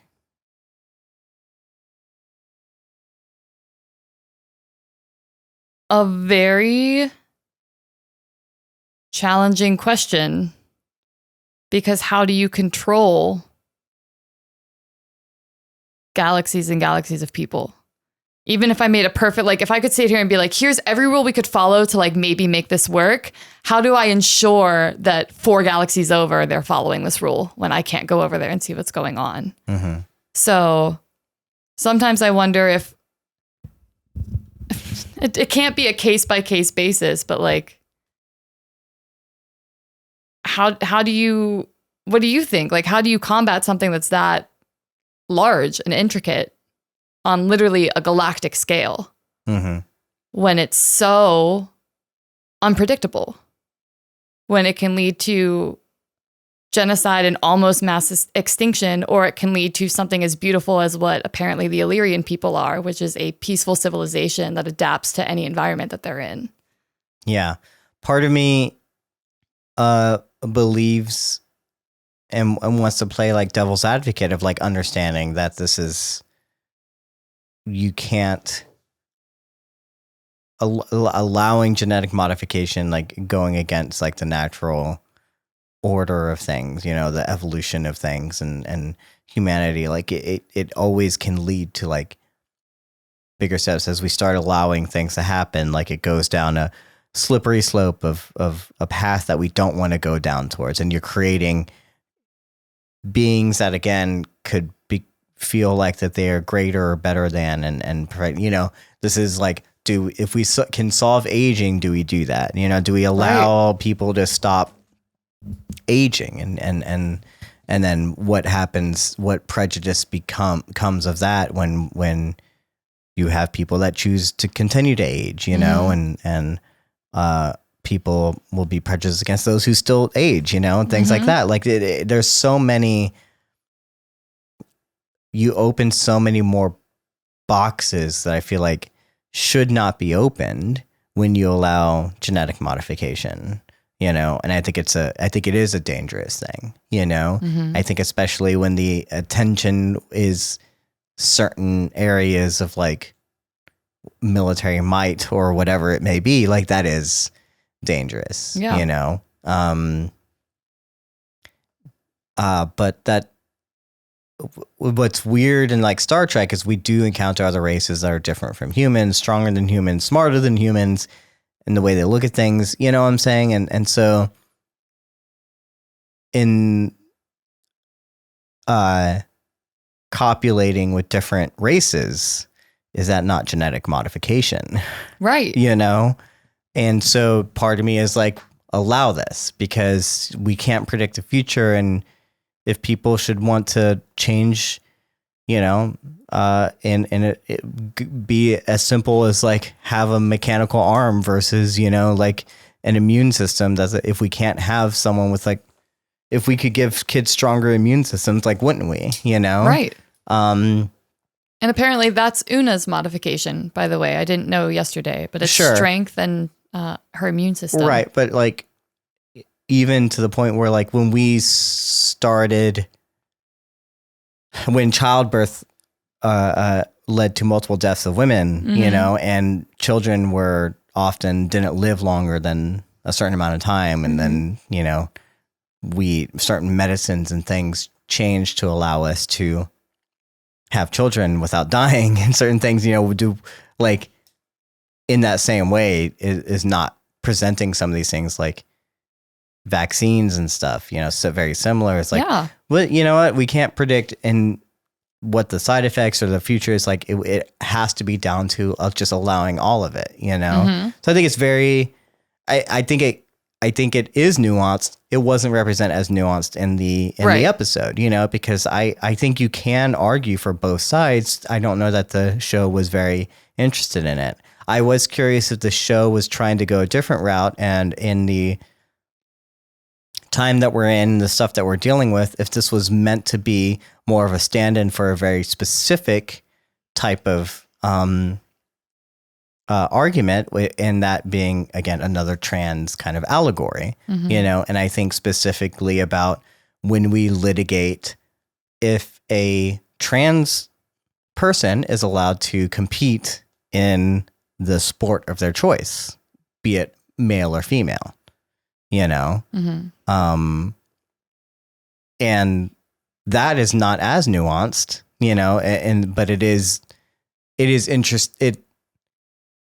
But I guess it is nuanced, you know. Should a person be allowed in the same way, like she is, while she was born with this, she is genetically modified, like should she be allowed? Because what I think is one of the things that could happen, and as I mentioned in the wrap up of the episode of what I hope will happen, is that she will be more judged because of this. People will believe, no matter what the augmentation is, we don't know if she's immuno or whatever, or what her, like we know, right, but they don't know. But not everyone knows, right? Correct. And so people will believe, well, everyone talked so highly of her at that trial, and how smart she was, how fast she was to climb through the ranks. Well, it's because you're augmented. Well, it's because you probably are smarter and stronger than everyone. Like you have an unfair advantage. You have things that I don't have. You had opportunity that I couldn't have. Like, that's not fair. Why should she be allowed to? You know what I'm saying? Those are the things that I think about in the same way that this is litigated in like sports, you know, even if you are allowed to compete, you are opening yourself up to, unfortunately, a whole lot more litigation, personal litigation, or civil, whatever it is, you know, that's maybe not court, but just in general, like society litigation, you know, and how this works on that level. And I think it is I think it works. I wish it was more nuanced because of that, because I think it does work on that level and can be a really good way to showcase like why it should be accepted, but also like it doesn't, the battle, this is literally just the start of it for her. And she's not going to be able to like overcome it as easily, you know, as happened in this courtroom scene, you know, right, where no one, not a single person in that room, when April was like, she was one of the brightest of my things, and it's like, well, she's augmented, you know what I'm saying? No one even raised the quote unquote bigoted argument, even, but because it's like, is it bigoted to believe that, like, because even us as quote unquote progressives are like, we look at opportunity and bias in terms of economic levels, you know, and be like, and especially with white people, like you had privilege, you had opportunity that other people just simply do not have. And no, they still represent Illyrian as like kind of poor and not as like they didn't have the opportunities and things. Like her story is different. Yeah. But there is this idea of like, it's not necessarily bigoted to like look at this and recognize the privilege that a lot of people have and the opportunities that a lot of people have that are not given to you. And we are relitigating Nepo babies as well, you know? So to me, it's like this can work on so many levels. And the fact that no one brought up that argument is very interesting to me. Yeah. I've been talking a lot. Do you have anything? You've been raising great points. Don't say you've been talking a lot. I don't know. All of that's very well said. I agree with you. It's a good allegory for a lot of things that are like happening. Do you think it works on any of those levels, or is it just trying to be like, what is it trying to be or not be or whatever, you know? I mean, what it's trying to be is what it shows us, which is you have to constantly be reevaluating rules that you set for yourself because times change, period. And when you're presented with new information, you have to take that information into account. So I think at its simplest, most uncomplicated form, that's what it is. It's like, just because something was true 400 years ago doesn't mean it's true today. And how do we call authority figures into question when we're presented with new information and new circumstances? And that can be applied to a plethora of real life situations. So that's why this episode works for me. It works more for me. I'm sorry, it works less for me now that I know more about the Eugenics War, because I realize that's why it's like why I wanted a Vulcan to be a bigger part of it. But I didn't know that's why I wanted it. It's like I wanted that reasoning of there is a valid point to why we don't like this and we don't accept it. And those points were not actively made. Period. Literally, they don't even tell you about the horror of the Eugenics War. I think what a palpable thing to listen to Una describe her backstory, but then maybe to listen to the horror of the Eugenics War and the resulting World War III. So you can really see both sides of like, wow, Una's our number one. Of course, we're on her side, but like, what happened? And we know that Vulcans live longer. So it's not just like humans. It's been hundreds of years, but like there's no survivor of the Eugenics War out there. Like there's no museum to the Eugenics War where like there's survivor stories still happening, like in the Holocaust, you know? And no, the Vulcans are not the survivors, but they were around. We find out, like at least after the fact, when we made first contact. I don't know. I didn't realize how young the Federation was. Yeah. I mean, it sounds like it's younger now than even America. Because 1776 is when we, you know, and like now so like it almost feels like, and they're not younger, they're just a little bit older. We're younger, right? But yeah, we're younger, which is interesting, you know. So like, I find all that interesting, and again, I wish they had just kind of represented it a little bit better, but I do. And especially because if we're going to change minds, because if this is a trans allegory and we're saying like, no, people should be allowed to serve, to be who they are, whether they're born that way or whether they choose to be that way, you know, and they should be allowed to be, you know, go to the bathroom where they choose to go to the bathroom, you know, that shouldn't be segregated or whatever, things like that.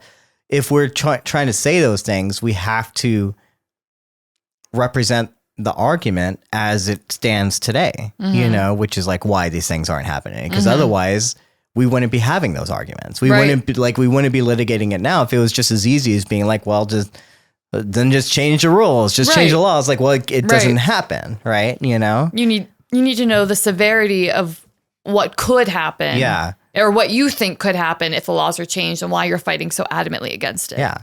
I think women and men's sports maybe should be just co-operating opted, that if it's going to be about whether or not you are allowed to compete as a man or a woman, well, then just make them co-ed, stop separating men and women's sports.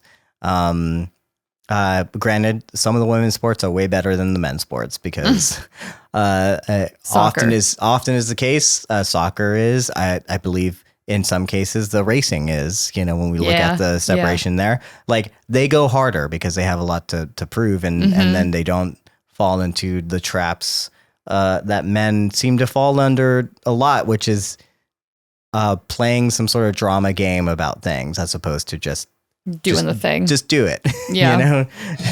So that's maybe another type of litigation, but in essence, I think what's interesting is like, I do think that this does open up a whole more can of worms, specifically in this situation with an Illyrian and stuff like that, because again, you're looking at what you're changing it for one person, but then what is the actual law here, So now you're saying if anyone comes out to their captain and the captain chooses to give him asylum, are they all allowed to like come, what I'm saying? Like, what is the actual thing that's changing here? You got to actually like look at it. And I love it because I love that it gets us to think about these things and whether or not someone should be allowed to, and we're relitigating eugenics and modifications in general, again, because I'm writing my own story. I want to know like what the nuance is there and stuff, but then it doesn't present these nuances, and so I get a little bit frustrated. I was so excited going into it, and then we don't really do much with it, and then we'll just wrap up the episode, and well, maybe we'll visit that's another story for another time, is what it always seems to be. It definitely, I'm thinking of Bashir too, like he personally grapples with it for more than just one episode, but like his episode is one episode and then it gets wrapped up and we move on like sequentially. So that's why I'm kind of hoping with the possible nod to, I'm going to call it the super soldier serum that the nurse and the doctor use. And the fact that that's something that was utilized during the Eugenics War. And then also the fact that La'an is, I believe, the great granddaughter or the granddaughter of Khan. Like it hasn't been long. You know what I mean? She's like she's not a distant relative of him. She's a direct descendant. Which again, just they always are like, oh, any relation to Khan, because everyone knows Khan. Now I understand why everyone knows Khan. But then like it's just that's it. It's an offhanded thing. I'm like, no, if you know that this is someone related to Khan, you are like, hey, where the fuck is Khan? What is going on with, what I'm saying? Like, there's a whole lot of things to fucking like, probably, I feel like a lot of people would be angry to find that out. I'm just surprised that if we're this prejudiced against augments, why wouldn't you be prejudiced against the person that literally is a direct descendant of the biggest dictator on your planet? That's what I'm saying. Is like this is Adolf Hitler's great granddaughter. Right. Like you're like, oh, any relation to Adolf Hitler? And she's like, yeah. Yeah. Hold okay, it. Cool. Okay. I was just curious. Just put that in our pocket, I guess. Like, you don't do anything about it. Like, right. Not that she should be criminalized for the crimes of her great grandfather, but you're telling me that this is not Hitler died, and and she grew up like as a never knowing this or whatever, and she just has to deal with it. He went on to keep living, we know this, and also took a whole bunch of people with him and exiled himself and is somewhere out there. And so, like, you don't know any... So the fact that she even uses the name is just really weird. The fact that I'm so confused on why this, like, the Noonien Singh thing kind of exists and what exactly that means. And what the relationship is with Khan, because to me, this opens up. I have a lot more questions than I come out with answers every time they fucking bring it up. And I think that's good because you also still have questions about like why people are so fucking weird about genetic modification. So if she also ties into what we're hoping a bigger arc is for number one, and we know number one and La'an are very close, like I think we're setting up a very interesting darker turn into, we get some like fun episodes out of the way, some feel good episodes in the beginning of the series. And then we're going to really start to dive into like, now what are all the ramifications of the things that we set up earlier? I would hope. I think that the Noonien Singh thing is very different from the genetic modification thing. I think that's just the questions that it raises for me is just very separate from like the questions that I get in this episode. Right. It has not like it could have nothing to do with it. It's just more of like, what do you mean? Like she's related to Khan, but she does like, what is it? Like if this is such a huge point in history that not that I'm learning because I didn't know that Khan, like what Khan was in this sense. That's just, it's separate from genetic modification.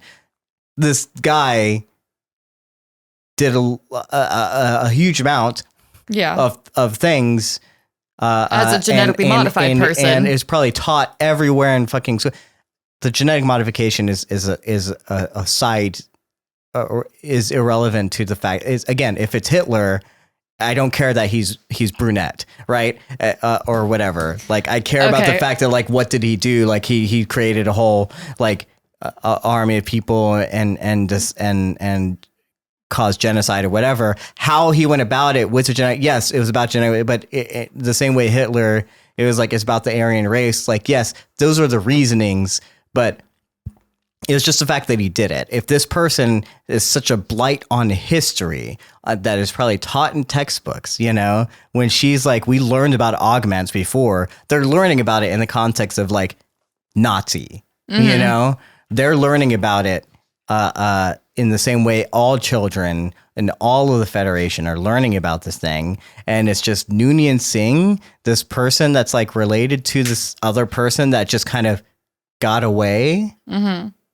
That those questions it has for me is not about the genetic modification of all. It's just like this is history. Like you can't just drop that. I'm confused. I'm just confused on like why it's like so nonchalant. And I understand she's not she's loosely related in a sense, but also directly related. But yeah, the direct relation is weird to me because like how directly, because it doesn't seem like she grew up around there. Like her parents were, there was like a Gorn attack. There's a whole, I don't really understand her backstory and how that relationship actually pans out, even if it is a lineage, a direct lineage. You know what I'm saying? I don't, there's just so many questions. I don't know. But not about genetic modification. I don't care if she's genetically modified or not. Like, to me, Khan's deal is not the genetic modification at all. It's just the genocide of it all, I guess. Do you know what I'm saying? Or are you still having trouble separating the two? I am having a hard time separating the two because in my brain, they are not like the reason Khan did what he did is because he was genetically modified. If he wasn't genetically modified, he wouldn't have done what he did. The genetic modification made him that way and gave him the power to do what he did. So it's not like, oh, this would have just been a big baddie regardless. Like he just would have been a normal human being. I'm still of the impression that I would still have these questions if he wasn't genetically modified. That's where the separation comes. Okay. Wow, I'll take you that. If he's not, if he did all these things and he wasn't genetically modified, you would still have these questions about her lineage and all that kind of stuff still exists. It doesn't matter. Right. You know, it's because it's what he did. It's not the fact that he was genetically modified. Like I understand the history of it, but it's not about that. And for me, the added layer is like, not only is your great granddad a fucking dictator, he's also a genetically modified dictator, which we're in here arguing about still to this day. So you're right. How did no one lose their shit about either of those two topics is like beyond me. Because the fact that like because again, whenever it came up earlier, I'm like, oh, Khan, yeah, I know that name, right? Right. And when you tell me like when they find out in the earlier episodes, you know, she's related to like Noonien Singh, I'm like, oh, okay, so it's like a tribal name, you know, like to me, it's like in my mind, it's a Noonien Singh is like more of a title or something like that. It has, you know, I don't really know. Are you okay? Yeah. What is going on? I just thought of something that I forgot. But like the point is like now you just already informed me and kind of gave me the lore that this is a direct descendant. Like this is like, and there's not many Noonien things out there like that. This is a very big deal in the history of the Federation and stuff. And to me, that's where I'm like, okay, so not only is she allowed to serve in the Starfleet and on the Enterprise, one of the most well-known ships in the, never mind, and all that kind of stuff. But the fact that like they ask her point blank in a courtroom and she says yes, and there's not suddenly guards surrounding her just boggles my mind, because I'm like, what is the actual deal? What is our viewpoint of Khan in this world? You know, I do not know. If your brain has space for one more piece of information, something that I just remembered, Mattias, I was talking to you yesterday during our first conversation about the doctor who creates data, artificial intelligence, human artificial intelligence. His name is Noonien Soong, Soong. Khan is Noonien Singh. We also know through lore that the creator of the Khan project is the same descendant of the creator of Data. So I'm also wondering, like you just said, is it a tribal name? Like the fact that Noonien is in both of those names, in the Khan project and also in the Data project, is something that was interesting to me while thinking, like reading about it last night. I don't have anywhere to go with that. I don't have we don't meet Data or that project for a while. He comes back, one of the lineages of the doctors comes back and wants to use information from the Khan project to support artificial intelligence. And like, that's a whole battle that nobody wants to open those files. So it is something that like constantly keeps coming back when people want to innovate on what humans can do. It's always through the lens of the Khan project, through the lens of this one creator, which is the Noonien Soong guy. So I'm interested to see if there's any connection there or why that would be built in that capacity. But I have nothing further to elaborate upon because we don't know. Since you have nothing, what I'm going to do is I'm going to take that nothing and put it in this box, and we're gonna leave it in the Lore Loft. Okay. In a corner. Can you label it? The lore corner of the Lore Loft, and then you can open it back up next time we come up here. You have better writing than I do. Can you label the front and the top? Is there anything else we want to talk about in the Lore Loft before I climb back down the ladder? I think I lured you out for this one. I think I'm good. No, I'm fine. If you have more, I'm just like, if we have nothing else to add to that. I think we can depart. We've already gone so far. And now we're relitigating Khan, which is fine because they bring up the Eugenics War in the first place. And I didn't realize how huge of a deal he played in it. And what is he right now? Like, is he cryogenically frozen, or does he just live like a long time? Now that he's superhuman, he lives a very long time. But also, they are in cryogenic sleep when we discover them in the original series. The first time Kirk meets Khan. Yeah, so like his plan to go create a new colony failed. He's on a sleeper ship, so he's like, "We'll land, and when we land, we'll start our new colony." And we intersect. So it failed. So he never landed. So they never landed on a planet to create a new colony where he took all the superhuman beings. And they ran into the Enterprise with Kirk, and then Kirk puts them on a planet that they can never leave. So again, when he left the Eugenics War, when he left Earth, ever since then he's just been in space. Yeah. So where does his granddaughter come into? Well, my thing has to be like, this is the question. In mythology, he sired a lot of children. Oh my God. And I'm assuming he didn't only mate with superhumans. That's the only thing I can say, because from what we know, La'an is human. She identifies as human. People see her as human. Go. So Go lay down. Oh, come here. So again, the fact that she reads as human, he is also human. He's just been genetically modified. Like that, in theory, genetic mod wouldn't pass down, would it? If you have to be, we don't know. Right. We don't.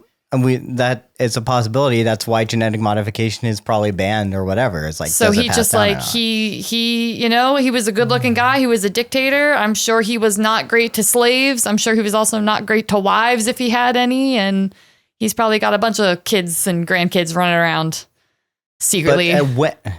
Never mind.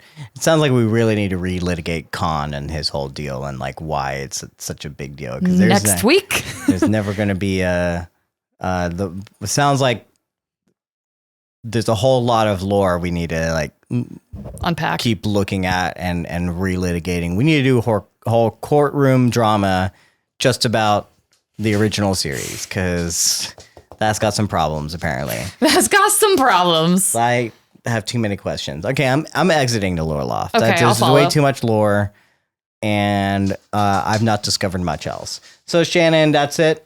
I think about our thoughts on this episode. I think overall we have questions, things that this has brought up, but we were overall hype on this episode. We really enjoyed it. I love at the end of the day, it's about family. And, you know, what can we say? That's what we're here for. Like I part of me could care less that we kind of like wrap it all up and we're just going to continue doing it. Because that's what we should have been doing in the first place. Like, Who cares? We don't need this courtroom thing, whatever. It's like, we don't care about it. If you're going to bring it up, though, like you should bring up the nuances. What I'm saying is, but here we are. So we've litigated it.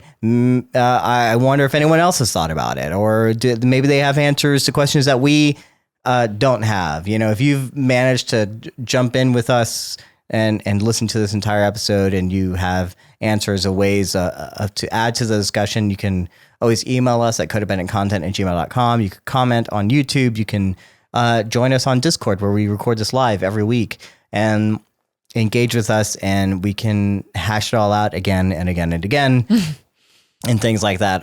Overall, I am excited to see the crew is finally back to normal, and we're just going to get back on adventures. The Enterprise is no longer in the docks. Hopefully we're just going to go off and start doing things, and we'll start getting like our strange, at least classic Strange New Worlds episodes, which is what I loved about it. And even though I do kind of want this nuance to come up, like this is the show that I wanted to be part of, and that's what they're getting us back to the status quo, as it were. And hopefully it'll all start to pay off in future episodes and make me happy in that sense. Yeah. Any thoughts there? Do you have any desires? I am all thoughted out. Honestly, my only desire is that it just continues to be true to what it is. I don't want it to start like, I had this issue with Discovery. It just felt like Discovery didn't fit in the Star Trek universe for me, and I don't know why, but Strange New Worlds fits so snugly. It's like they care about canon and lore, and when I look for things, they fit like perfectly in the timeline that I think they should fit, and I love that attention to detail. But also, if you want to just enjoy it as a fucking jaunt through space episodically, you can do that and not know any information and still like enjoy it. I do think that the Enterprise needs to stop being at the center of absolutely everything for me to start believing that this shit like what, because I get it. I think the extended belief has to be like when we run into other captains and other ships, those captains have the same like main character energy and stories as our captains do. So I think the idea is this just happens to be the main character that we're following. It's not the only ship that has this sort of like connectivity, but yes, it also kind of does. It becomes like you want to serve on the Enterprise because the Enterprise model is the best ship. I just mean to say, like, Starfleet is like huge, you know, but they seem to have no idea what's going on unless the Enterprise is involved. You know, that's the problem. Not wrong. Me, you're right. You know? You're right. Battlestar Galactica, one of my favorite shows and everything, is like the reason why that's such a huge ship is because it's the only one that exists anymore. When another Battlestar shows up, like it's an interesting dynamic, you know, but you don't get the entire fleet of Battlestars anymore, right? That exist out there. It's like whenever it's just one ship, like this was just an old ship that no one cared about. And then it became like the savior of humanity. That's when it makes sense. Right. The Enterprise is just one ship, guys. Like Take it back. Needs to tone it down. Take it back. You know, maybe I will enjoy Lower Decks. I don't know. Here we are. I guess that's the end of this episode. Probably gone on way too long. I thank everyone who's joined us this far and who's hopefully enjoyed this conversation and the thought processes going into this. And even if we weren't as nuanced as probably could have been, hopefully it got your minds turning and things like that. And I'm sure there's more that we missed. Please let us know. In the meantime, Shannon, I'm assuming you're still willing to join me for a night in the stars with difficulty. Yeah. Next week. Yeah. Okay. Yes. Okay. Well, now that I've made her cry, we'll see you all later. Bye.